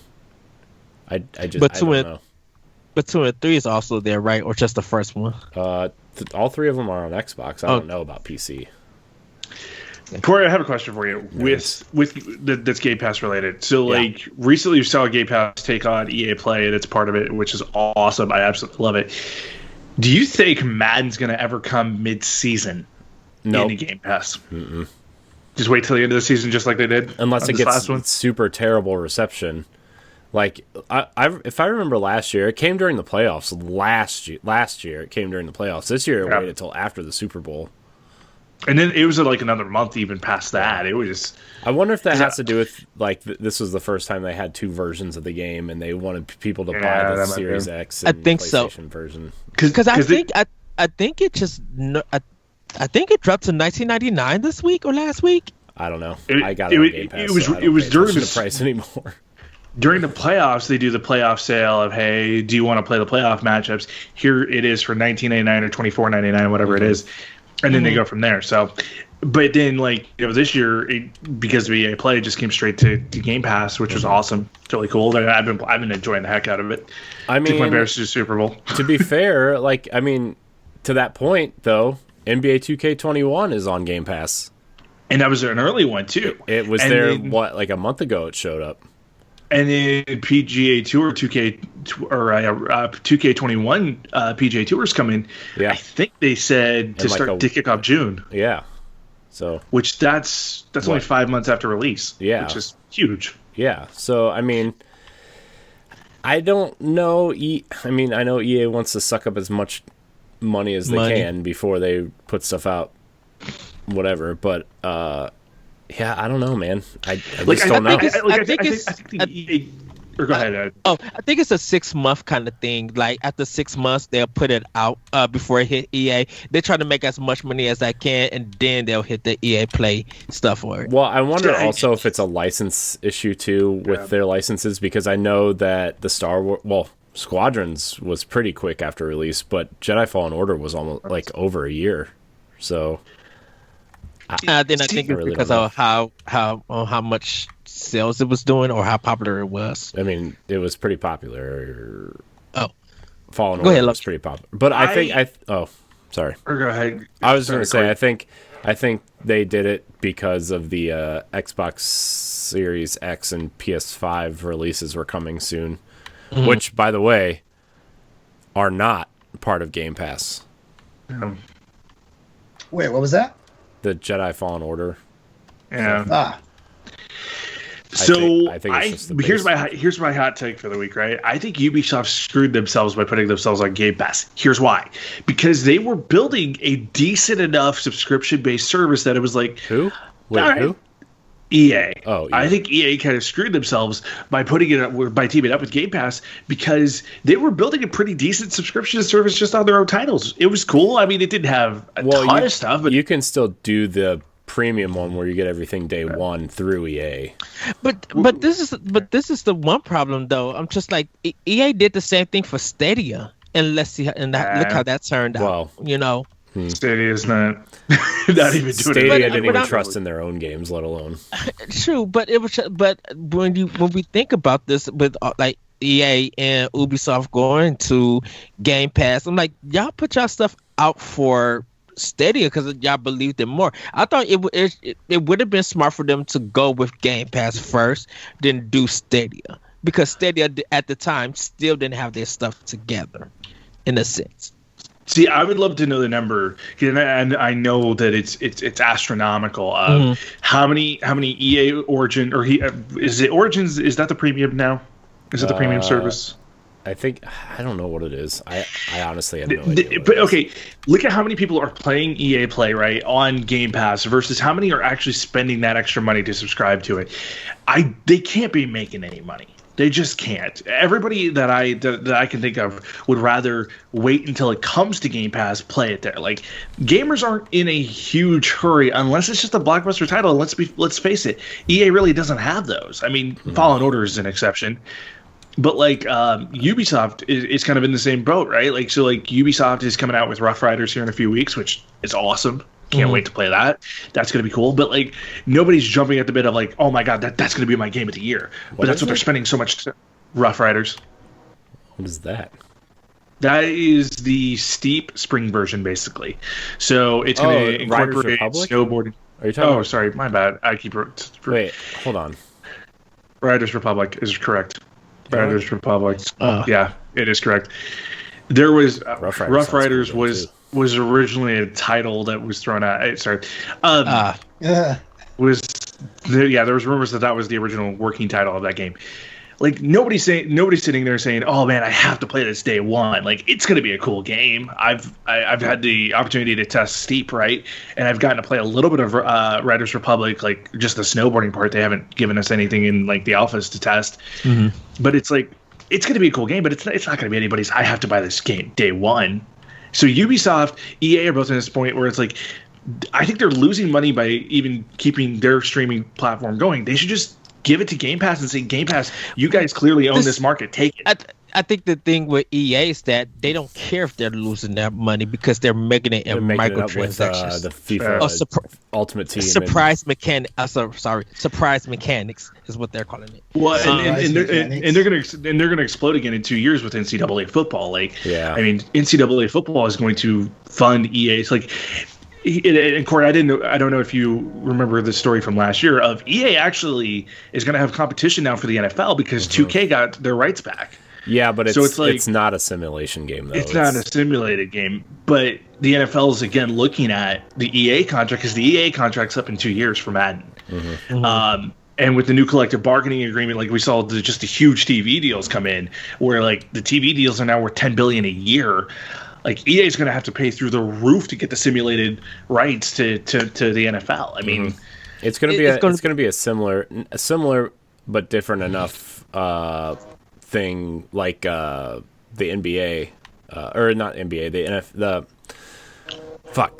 the baseball stuff. MLB the show. Thank you, yeah. Jesus. You know what? Because I think MLB the show is a consistent thing, and you know, with Sony making money because their engines and that gameplay has always increased in being better. Where Madden and FIFA and EA Sports stuff, their online stuff has been problematic year after year. But people don't care about that, and it's right, and people don't care about that stuff. They will still buy that game because it's the only offer when it comes to sports games for them to play. So in the middle of the console life of the PlayStation 2, right? That was when 2K was running the baseball scene. You had Triple Threat Baseball, and then you had 2K, and 2K was owning it. And then what was it? 2008 was the first year San Diego Studio started producing the show. They just lost it because it was a whole fresh idea. And I think that's what's going to happen here with EA and 2K because 2K has the frame rate. 2K also owns the rights to a little game called Blitz. They bought that from Midway years ago, and they've never touched it. And now that they own the non-simulated rights, Blitz could come back, and Blitz would be a huge seller if they can do it right. Right. Yeah. Yeah. And it may be name alone. It may, when we talked earlier about the reviews and stuff, people may just overlook that and be like, "Oh, my favorite series of arcade sports is back. I'm going to buy it and play it." Yep. Because I mean, look, I'll transition this really quickly to the WWE for a second. So WWE 2K21 was a abomination of a game, right? 2K20, 2K19, they all sucked. So WWE said, "Sweet, let's switch it over to 2K. Let's give 2K the opportunity." And WWE 2K Battlegrounds has become one of the best-selling games, and it's fun. It's legitimately a fun arcade WWE game that doesn't have the glitches and the weird issues that 2K really struggled with on the regular WWE games for so long. And even though it's still, some people still gave it like trash reviews and stuff like that. That's why I said some. But it's got a cult following now. Oh, yeah. Battlegrounds is a huge thing. And now, like with WrestleMania coming, they're dropping new characters for free all the time. It's like, this is a game that's kind of working in the arcade style. Isn't AEW with Ukes? Yeah, AEW is with you, and that game's going to be weird because it looks like they're trying to do like there's two AEW games in the works. You have a version that's supposed to be similar to WWE 2K20, then you have a version that's supposed to be like Battlegrounds. I think the Battlegrounds version is going to sell again a lot more. Now, granted, people have wanted AEW to have a game for a really long time, strictly for the fact that they want Kenny Omega in a video game. If I were AEW, I'd be doing a digital version. Like I'd be doing like a pixel or a what do you call it, 8-bit version of a wrestling game, and do an old school version. Try that out, and even do it as a mobile game. Like that could be huge. And that could take up a space in WWE. Give me that old THQ. Exactly. Because look at wrestling fans are so built on nostalgia. Like if you give them that opportunity, they could own that market, and they could take a piece of WWE's pie. Pie. That does sound good. Ooh, thanks for the next PlayStation topic. Thank you. I want some good old apple pie. Heads up, you don't want Austin's take on pie. Oh god, I feel like he's okay. Okay, so we'll save that one for a week. That Austin's not on the show then. There you go. Oh wow. I give him crap. I have let me guess. He's a rhubarb pie type of guy. If I remember right, we talked something about pie, and he said he didn't like apple pie. Now I could be completely speaking out of my ass, and I'm sure he'll call me out on it in our text. But I remember us doing a pie topic, and I was like, "Yeah, no, I have bad taste, sure." Cherry pie depends. It's a mix. I think, and then that's more of the filling thing. Cherry pie can be a bit much. Give me a blueberry that's not sour. Ooh, just give me a good ass cobbler. See, we already. Hey, thanks is a given though. Thanks for tuning into the bonus edition of What's on Your Plate Station. Right. No, tune in every Tuesday night at 8 p.m. Speaking of, we're trying to figure out what we're doing for dinner. Yeah, me too. I haven't eaten yet today, and I'm starving. I'm like, man, I could really just like go for a big, huge burrito at this point, but I want to hit Taco Bell so bad. I was just thinking about Mexican. It's like, I don't know, like I guess my appetite's come back from being sick this past week because I just crushed this freaking combo here, and I'm already thinking about dinner. I crushed it. Nachos tonight. I obliterated it. I was gonna watch the Snyder Cut again tonight and just pig out on something. I don't know. When's the black and white version coming out? That's actually what I'm watching tonight. It's out. Oh, it's out. Yeah, it's out. That's why I'm watching it again. I'm sorry. I just can't. I'm just having a hard time getting it up for like a 4-hour sit down of a movie. Sad thing is, this will be my second time doing it. I think I'm gonna wait for the Blu-ray or the 4K version to come out and buy it and watch it. You could just use your free trial of HBO Max and watch it for free. I could, but you know, I still promise LeRon that I will watch this Monster Hunter movie, and I can't wait to watch it. I've been doing other stuff getting home, and I got this 4K ready to go on my Xbox One, and I'm so ready to watch this movie. Oh Lord! All right, what did you do, LeRon? I tried LeRon to get him. What'd you do? No, but I told LeRon that I wanted to watch the Monster Hunter movie. Like I've been into the trailers, watching it. You may not say that after you're watching Corey, remember back? I think it was the very first episode, or the very first episode of Standard Definition that I was on. I was telling you and Joe that I think Monday, that following Monday, I'm a brave going to the movie theaters to see Monster Hunter. Mm-hmm. I never got around to seeing it, and I guess I got lucked up because like by the end of that week, it came out on digital. Oh, did it? Yeah. So I watched it at home, and then I was just talking about like, you know what, like it actually did better than I expected. I didn't have low expectations. I just had no expectations. That's the easiest way to not be disappointed in something. I mean, that's fair. I was going watching it in our theaters, but they closed all up. They closed them all in my area. They may have opened back up now, but yeah, a lot of my places around here was closed. I know. Like everyone has Paul W.S. Anderson fatigue, and they have Mila Jovovich fatigue, and stuff like that. I get it. But I was like, this is fucking Monster Hunter. This is Mila Jovovich, so I'm going to watch this movie. And I was thoroughly entertained. The creature effects are amazing. They actually got the monster movements and all that stuff right, in my opinion. They had some surprise showings from monsters I didn't expect because I didn't see them in Monster Hunter World. So, spoiler alert, there's monsters in this movie from previous Monster Hunter games that were not in World. So, there you go on that one. I'm excited. Like I said, I'm excited to watch it tonight. And it was actually entertaining. And it looks like it helped me fill in some headcanon for what was going on in Monster Hunter World, because they had guest characters show up in the Monster Hunter World game, like Behemoth from Final Fantasy XIV was in the game. The Witcher and 2 of his bad guys were in the game. Things like that. And it helped me fill out some headcanon. So if you guys have nothing going on for like 90 minutes, just watch the movie. You might be pleasantly surprised. Yeah. And I think that's how Ed kind of got onto this, because I definitely say if you can watch it in 4K HDR if you can. Yeah, my Xbox and my TV is all set up for it, so I'm gonna watch it there. And that's why I would like the Snyder Justice League because I never watched the original Justice League movie. I never saw it either. Yeah. Isn't I still it haven't seen it. 4-3? Isn't that like a... It Yeah. is. Yeah, it is. But So- it's good. It's so good. So be ready. So be ready to see black bars on the side of your TV. That sounds like I bought a widescreen TV and I would like to use the whole thing. And that's and Oh my God! Well, are we back in 2002 now? Oh, no. Jeez. Yeah, And- we're like, you know, for whatever you would get a full screen DVD for some sort of gift, and you're like, Yeah. you would just this? look at it and it would say full screen at the very top of the screen or at the top of the box, and you're like, Well, I used to have to buy like the full screen version because I didn't have a widescreen TV. Well, And you then know, once Ed, I got Nobody the, had widescreen back then. you know what, Ed? I still bought widescreen even if I had a full screen TV because I'm Yeah, me too. Me too. There's more to watch. Yeah, widescreen is the way the cinema is the way it was recorded in the movie theaters. in the movie theaters. Yeah. So you're seeing the full frame of the scene. The scene. Yeah. And see that it's just an old thing for me. People just didn't know better though. They were like, what? Why would I see like the black lines on the top and the bottom of the screen? That's stupid. I think You miss like a third of your you miss a third of your scene if you see it the other way.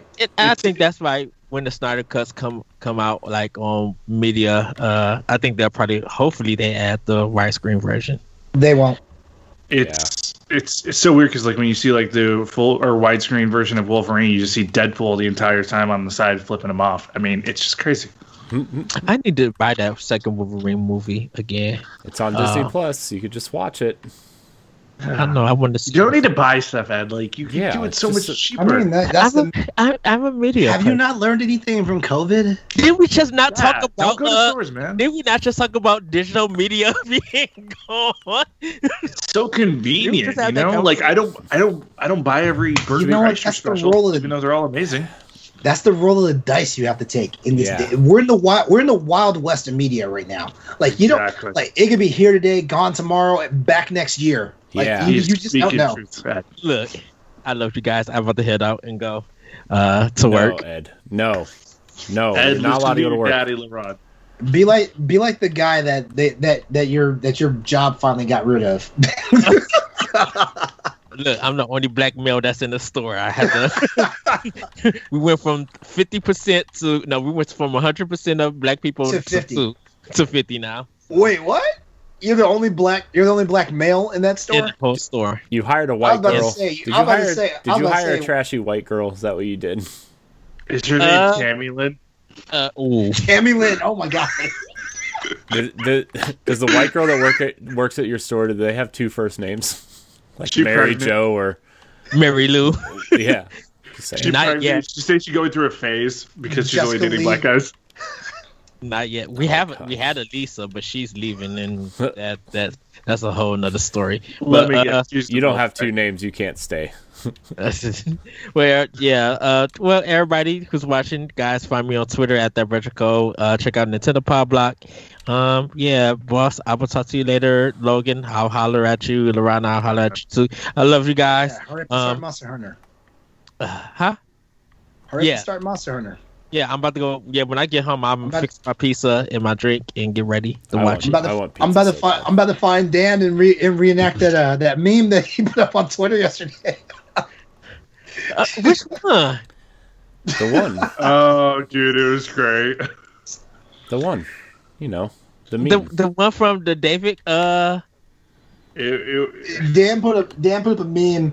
It was like because his story link went up about will you play Monster Hunter, and then he put a response on the tweet saying LeRon while observing Dan playing Monster Hunters and his guy home dude from the office is cracking up. Oh wow. Oh wow. And then I was like, and then I was like, yeah. And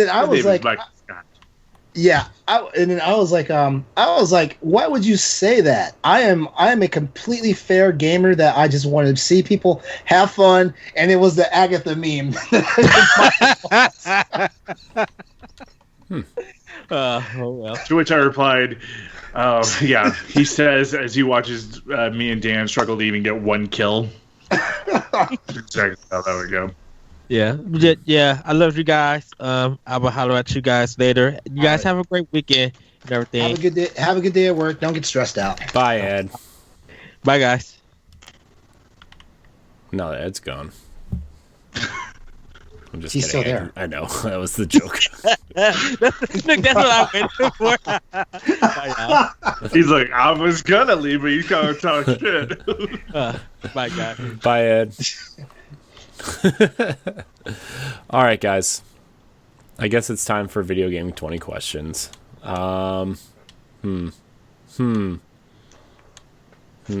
guys know the rules. Yeah. 19 questions and a guess. No research. Logan, I'm gonna let you go first because I tanked our team last time. God. You did. God. This one's. I think this one's gonna be an easy one. Because I finally learned what this word means. Is this from a first-party developer? Developer or publisher? Publisher. Sorry, I still managed to fuck it up. Yeah, publisher. Yes, it is a first-party game. Yeah. First party. All right. Question 2. Is it a current gen title? Is it? No. Okay. Is it a sports game? No. Okay. I'm gonna be real sad if you guys don't get this because I thought I would go easy on you on my last week. Okay. Is it available? What? No, don't do that. Don't do that. No, I won't. I was kidding. Did you say is it Destiny? I'm just going. He says it's easy. Is it available on any of those premium services right now, like Game Pass, so on and so forth? No. Okay. Ooh. Yeah. Is it a first-person shooter?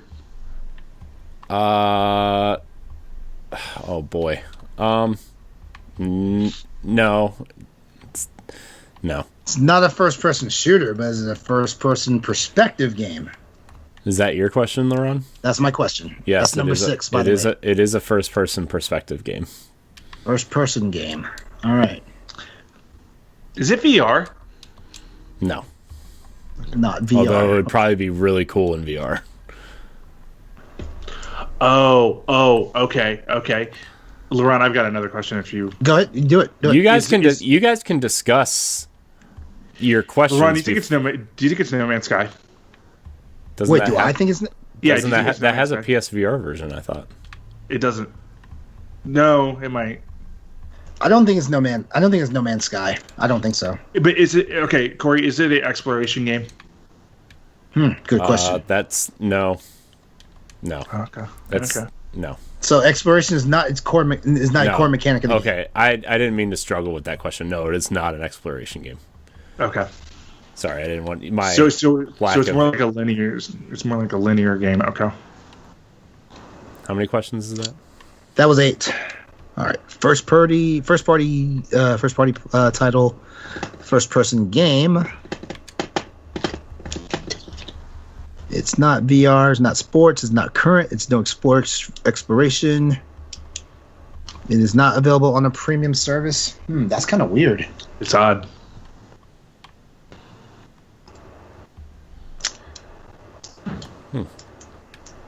Yes, it is odd indeed.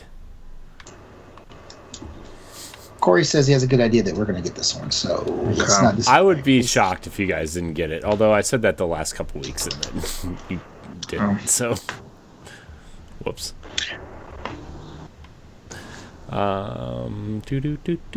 Filling time and space with some songs that I made up in my head. Is this a Xbox exclusive? No. Okay. Not Xbox exclusive. Okay.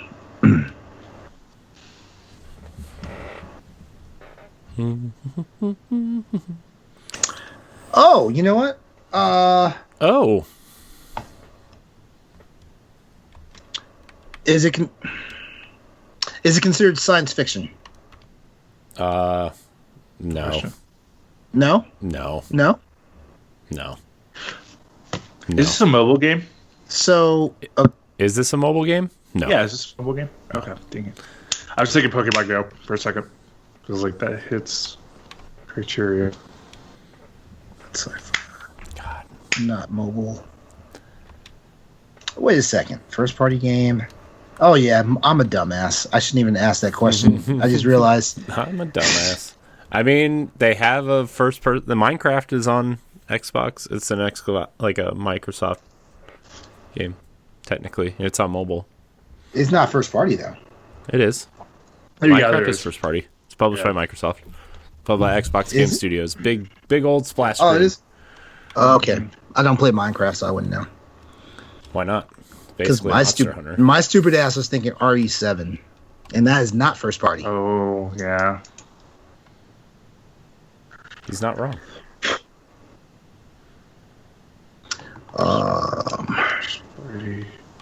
Like, and the thing is, like, Nintendo doesn't really have any first-person games that I can think of. But it says not sci-fi, so that kills Halo. That kills Halo altogether. Yeah. But it's not Xbox exclusive either. So. Yeah, Halo has been Xbox exclusive for a few years now. That's fair. That's fair. Well, the main Halo games. Yeah. And Master Chief is Master Chief Collection. Halo 5 is still an Xbox One exclusive. Yeah. For now, until they come out with the Halo Master Chief Collection 2. No, at that point, it'll just be the Halo collection, and they'll just port all the games into Halo Infinite, and they'll all run on the Halo Infinite engine. He said not sci-fi. It's the first person. It's the first person that's throwing me off. Yeah, first party, but not sci-fi because that kills Halo, that kills Metroid. Yeah. Does it? It does. Wait a sec. First party. Wait a sec. I'm just kidding. Yeah, first party. Yeah. First party. Stop trying to confuse me. Why? That's the point of the game, is to stump you. All right, Logan. We're 11 questions in. Yeah, and I'm gonna tell you, I don't think any of the answers you have are like really helping you. You have not asked the right questions. Did not ask the right question. I mean, would it be dumb to ask if it's turn-based? I mean, I feel like that's a dumb ask. Yeah, that's a dumb ask because it's a dumb ask because it's first person. Not a lot of turn-based games are first person.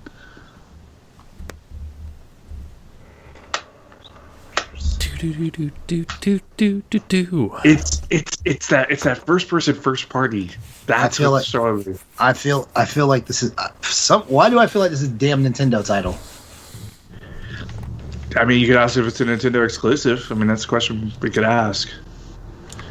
Because if it's not there, then it has to be a PlayStation exclusive. Okay, cool. Well, not exclusive, but we have PlayStation first party, or a game, which not a lot of first party games are on other consoles except for PC. All right, so is it Nintendo exclusive? Yes, it is. Oh shit! What did Nintendo make that was first person? Oh shit! So Nintendo first party, first person game, but sure as hell ain't Metroid. What the hell? It's not an exploration. Did you confirm that it's not Metroid? Is it a Metroid game?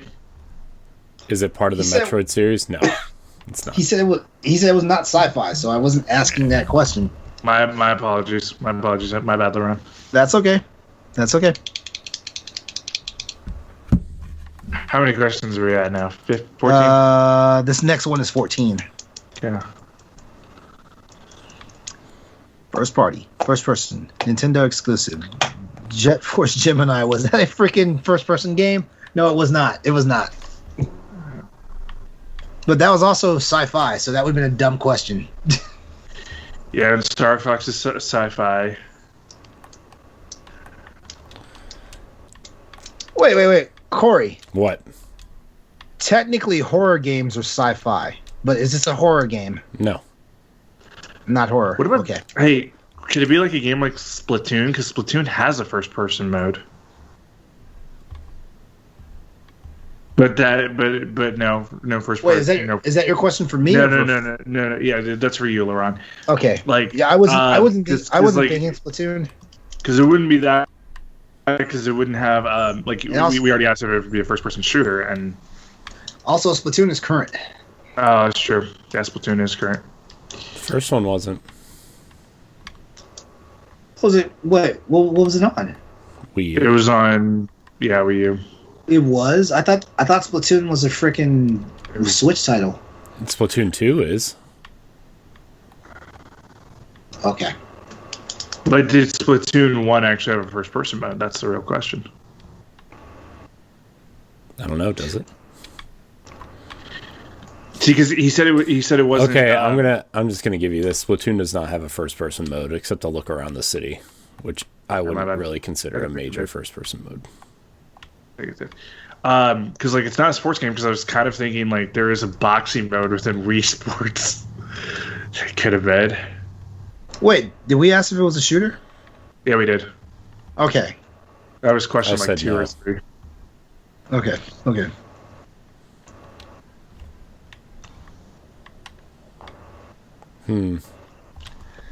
Sports game. First party, first person, exclusive. I man, this is good. Not a sports game. To be fair, I picked this game because I thought Ed was gonna be here. Oh God, it's some weird Nintendo thing. I know. We're not going to get this. It's It's not weird though.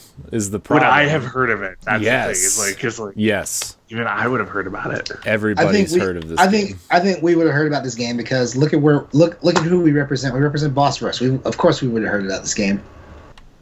Well, yeah, but I'm entertainment based. I don't ever talk games. Okay. First party, first person, Nintendo exclusive. It's a game I would have heard of. You guys can narrow down genre. You guys can narrow down platform. You guys can narrow down other things. Because if I said any more, you could probably give some of it away at some point. Narrow down the genre. Okay, so not sports. Mm-hmm. Not a first-person shooter. Not first-person shooter. Yep. Not a space exploration, or not an exploration game. Not a sci-fi. We know that. It's not a horror then. Not a horror title. Is it a puzzler? I was just about to ask that. There are puzzle elements, but I don't think this is considered a puzzle game. There are puzzle elements. Did Animal Crossing have a game before New Horizons? I don't know anything about Animal Crossing, but yes, New Horizons is actually the 6th game in the series. Yeah. Okay, but that's not common knowledge, and he said I would know of it.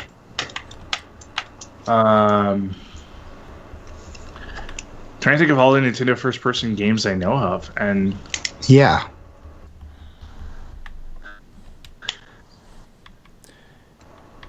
but it's I not. I can't think of any. That's the problem. That's the issue I'm having too. Is I didn't even realize Nintendo made first-person games. It's not a sports game. It's not a puzzle. It has puzzle elements.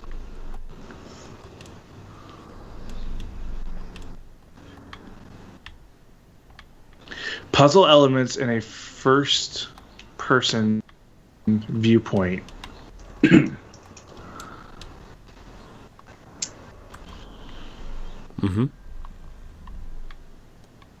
I got nothing, Logan. You guys are so close. See, because I would have said Mario Galaxy, right? Because Mario Galaxy doesn't have first person. But it's also sci-fi. It's also sci-fi, and it's also current gen. Is Mario sci-fi? Yeah, Mario's sci-fi. No, as it's not. As soon as they made it Galaxy themed. Exactly. As soon as they made a Galaxy theme. Come on. Hi, it's me, Mario. Puzzle elements, but it's not sporty. I got nothing, dude. First party, first person, Nintendo exclusive. There's so many questions I can think of that would help you with this. Well, this is question 16. Isn't this about time for the hint anyway? Yeah. I think we need a hint. It's part of one of their most popular series. Oh God! For Breath of the Wild, like it could be a Legend of Zelda. Puzzle elements that would fit, but was there a Legend of Zelda that wasn't Ocarina of Time maybe? I feel like every Legend of Zelda game has been freaking third person. Yeah, I can't think of a first person one. Okay, so you look at the other major series. Okay, Mario. Let's go through the Mario list. It's a spin-off game. I'll throw that out there too. Oh man, but still very popular. Luigi's Mansion. Does it have any? No, that's Nope. third person. It's third person. I mean, Malibu Barbies. No, Oh God! I can see he's got kids. He might have played it. Man, I lost my virginity helping a girl play That's So Raven. So I mean, it's not totally out of question. Not totally out of question. That was a lot of information I didn't need in my life just now. Check out Land Party's top 100 video games of all time. We talk about it. Spin-off game, first party, Spin-off game. first person on Nintendo. And it's a game that I know. That's the thing. It's like, I don't know a lot of spin-off games for Mario. I don't pay attention to Nintendo. Oh my gosh! Right? You guys are gonna kick yourselves if you don't get this. I'm What about sorry. Yoshi? Even Yoshi? LeRon's gonna kick himself if he doesn't get this. But like Yoshi World, Kirby's World. I mean, but I don't think any of those had a first-person mode. Oh my gosh! You guys are just Wait. So first person was the core mechanic of the gameplay. yes. Jesus Christ! My gosh, I want to slap both of you right now. I gave you so many hints, and if I give you one more hint, it's gonna give it away. I already feel like I've given it away. It's a first-person spin-off of one of Nintendo's most popular franchises. I don't What know. about Mario Maker? Don't know how much more. What about Mario Maker? It's got puzzle elements to it. It could technically be classified as first person in a weird way. You're creating everything. I don't know. Oh my gosh, are you guys gonna give up on me? Logan, what do you think? I got Should we nothing. give up? I got nothing, man. Yeah, I'm drawing a blank too. I mean for real. Hold on. Let's give us another moment here. First party game, first person game, Nintendo exclusive. It is a spin-off title. Of one of their most popular franchises. Okay, so that would, I mean, Of one of their most popular franchises. So Zelda or Mario, Zelda and Mario. or possible. Well, technically, Donkey Kong is a spin-off of Mario. Yeah. Oh my gosh, you guys are missing their most popular franchise. Nintendo has a popular franchise besides Mario. Oh my gosh, you guys are killing me. You guys are. Is it killing me. Pokemon? Is it Pokemon? Oh my gosh, you guys are killing me. Could be Pokemon. Well, it could be Most like popular you- franchise. Which Nintendo franchise makes Nintendo the most money? Because I say it's Mario. It would be Capcom. Like, no, Capcom's not. Like, because I was like Mega Man. No, this is first party. Yeah, Capcom's not first party. Yeah. I I mean, Mega Man's not first party. Yeah. I caught myself after I said that. What else does Nintendo make? Remember the very first question you asked me? You said, "Was this a first-party developer?" And I said, "Do you mean developer or publisher?" And you said publisher. My mistake.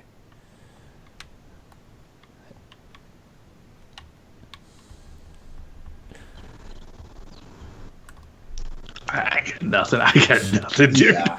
Do you want me to reveal the game?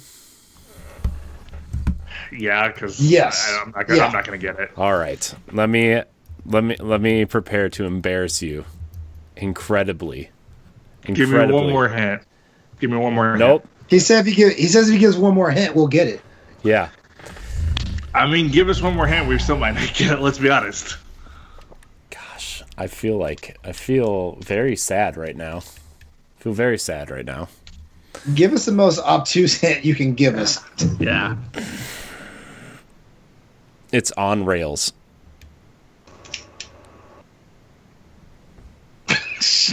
God, dude, you guys, it's like. Do you guys give up? Because I'm about to smack both of you. Yeah, what is it? Initially released on the Nintendo 64 in March of 1999. Developed by HAL Labs. Pokemon Snap. I mean, there's honestly no way I would have gotten there's that. Why no not? way I would have How? gotten that. How? There's And no you're way right I though. would have gotten You're that. right though. You are right though. First party, first person, Yeah. puzzle elements, Nintendo exclusive. You are so right. But You're right. You're right. there's no way I would have gotten that. See, you guys Absolutely no knew way. that. That's why I picked that game. And it has a new game coming out this year. It's part of. Not even on my radar. I know that. Not even on my radar. I know it's not. It's not on mine either. But The Nintendo, the game on Nintendo that I wanted to buy, I just bought yesterday. oh, you guys are hurting my soul. Corey, Especially you you, want redemption? Fair. Do I want redemption? Do you want redemption and try to guess one yourself and see if you're so good at it? Do we have time for that? We can make it quick. We can make it quick. I mean, it's up to you I guys. got an easy one. Okay. All right, go for it. Go for it, Logan. I got 10 minutes, so Okay. ask away. Did this game come out after January 1st, 2000? Yes, it did. Okay. Is it part of a series? No. One off. Neat.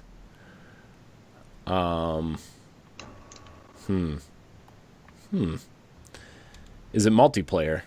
It is. Ooh, multiplayer one off. Not a lot of those. No, there's not. Did it come out in the HD era of gaming? It did. Ooh. Absolutely. Okay, great. He's got HD. some good, HD. he's got some good questions. Yeah, you guys should take notes. See, this is why I'm glad this guy's leaving for a few weeks. Get out of here, man. Does this have is this game aiming for a realistic art style?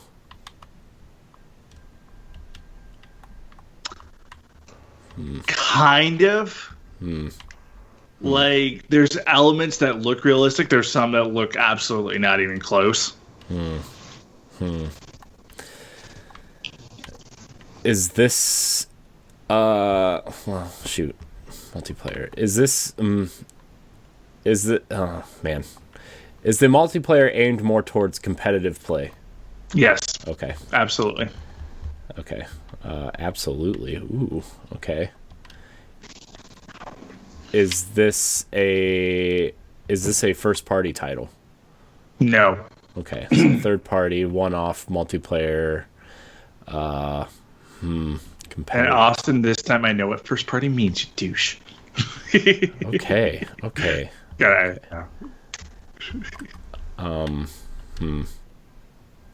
Man, how many questions is that, LeRon? That was shoot. Wow, you're pretty good. That was 9. Okay. Do you play as a human in this game? It's unclear. Oh God. Okay. Unclear. Damn. Yeah, what does that mean? It's unclear. Unclear. I cannot confirm nor deny because no one knows. What do you mean you don't? Nobody knows. Nobody knows, man. Competitive multiplayer where you don't know what you play as? Does this game involve vehicles? It does. Oh God. Okay. Some sort of mech game, maybe. Some sort of. God, I have a lot of information. I'm so lost. I don't. Even know. You have more clues right there than you think. Yeah. I mean, you could probably figure it out just based off that. Like. Yeah. Multiplayer, vehicles, unclear. If you play as a human. Does this have a single player campaign? Not a campaign per se. Oh God, not a campaign, but it has single player something in it, which means it's probably some sort of stupid training mode. It's 12. LeRon's not helping me at all. I feel abandoned. Wait, this is your redemption question. Yeah, this is all. You think it's so easy, so I mean, and this is a pretty easy game to get. I mean, in all honesty. Yeah, that's what I said about Pokemon Snap. Wait, did he ask if it was exclusive? Yeah. Okay. No, you didn't. And I did. I said, is it a platform? I said, is this a first party game? That to me tells me if it's exclusive or not. Oh, okay, yeah. Oh, okay. It's not. Okay. It's not. I mean, technically, it doesn't have to be, but still. I mean, I'll just go ahead and tell you it's available on all three current consoles. All three current consoles. Well, no, all three consoles, all of the major three. So you can get it on Xbox, you can get it in a PlayStation Store, you can get it on the Switch Store. Okay. What game is that gonna be? It's right freaking there, dude. I know. I know. It's right there. Multiplayer, not part of a series. Is this game cost? Is this like a $60, $70 main like AAA style game? It is not. No. Okay. No. So that tells me it's something like maybe like maybe something like Rocket League or. Bad idea. Who knew? Do you push around a giant ball in this game into goals? You do. You 100% do. Did this have a PS3 version called Supersonic Rocket Powered? Yeah. Is it Rocket League? It is Rocket League. Yes. Nailed it. It's recent. It was recently back in the news for they're getting a mobile version. Yeah. Super Swipe. Wow. Coming up. He didn't even need a hint. I mean, kind of got one. I kind of gave it away there. Corey's just so much better at this game. I mean, I did think Rocket League.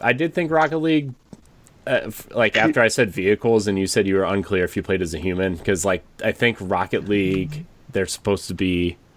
Supposed to be alien, like little balls, like because that's what the audience is. Yeah, is like these just little light fixtures. So it's unclear, but it has humanoid elements to it. Like you can play with the kind of funny flag on it, and you can do all these different things. So it's like, there's a chance. Yeah. So. Good one, Logan. Good one. Good one.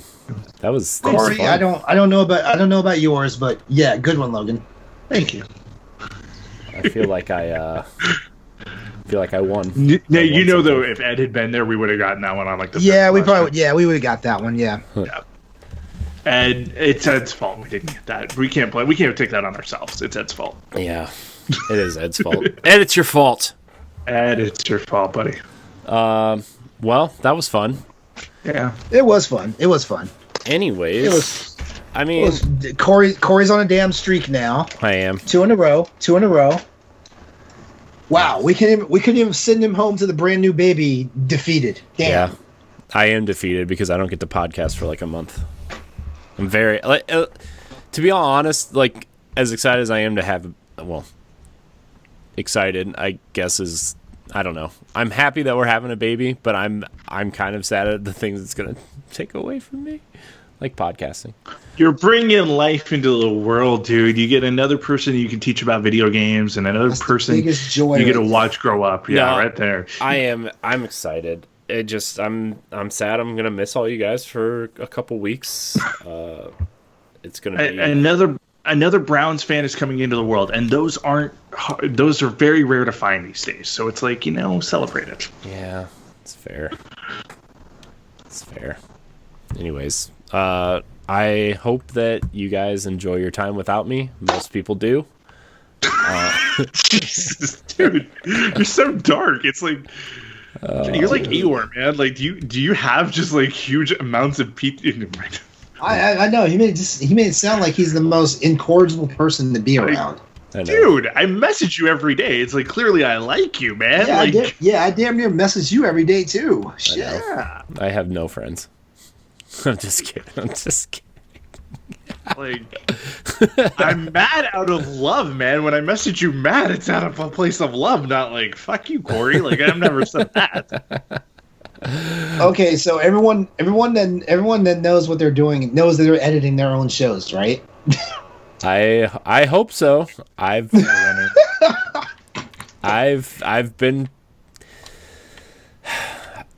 I hope so. That's about that's the extent. This whole I can company's say. gonna fall to their ground on Wednesday, people. Let's just be honest. Yeah. You think Wednesday's day is going to happen? Because Wednesday's supposed to be day one of Hunters for Hire. Wednesday is when Pow Block's supposed to go live, and that's not going to go live. Oh, yeah. Well, I'll have it edited. If I'm on the show, I'll record it and edit it that night and upload it Tuesday morning. Okay, so I'm going to try to...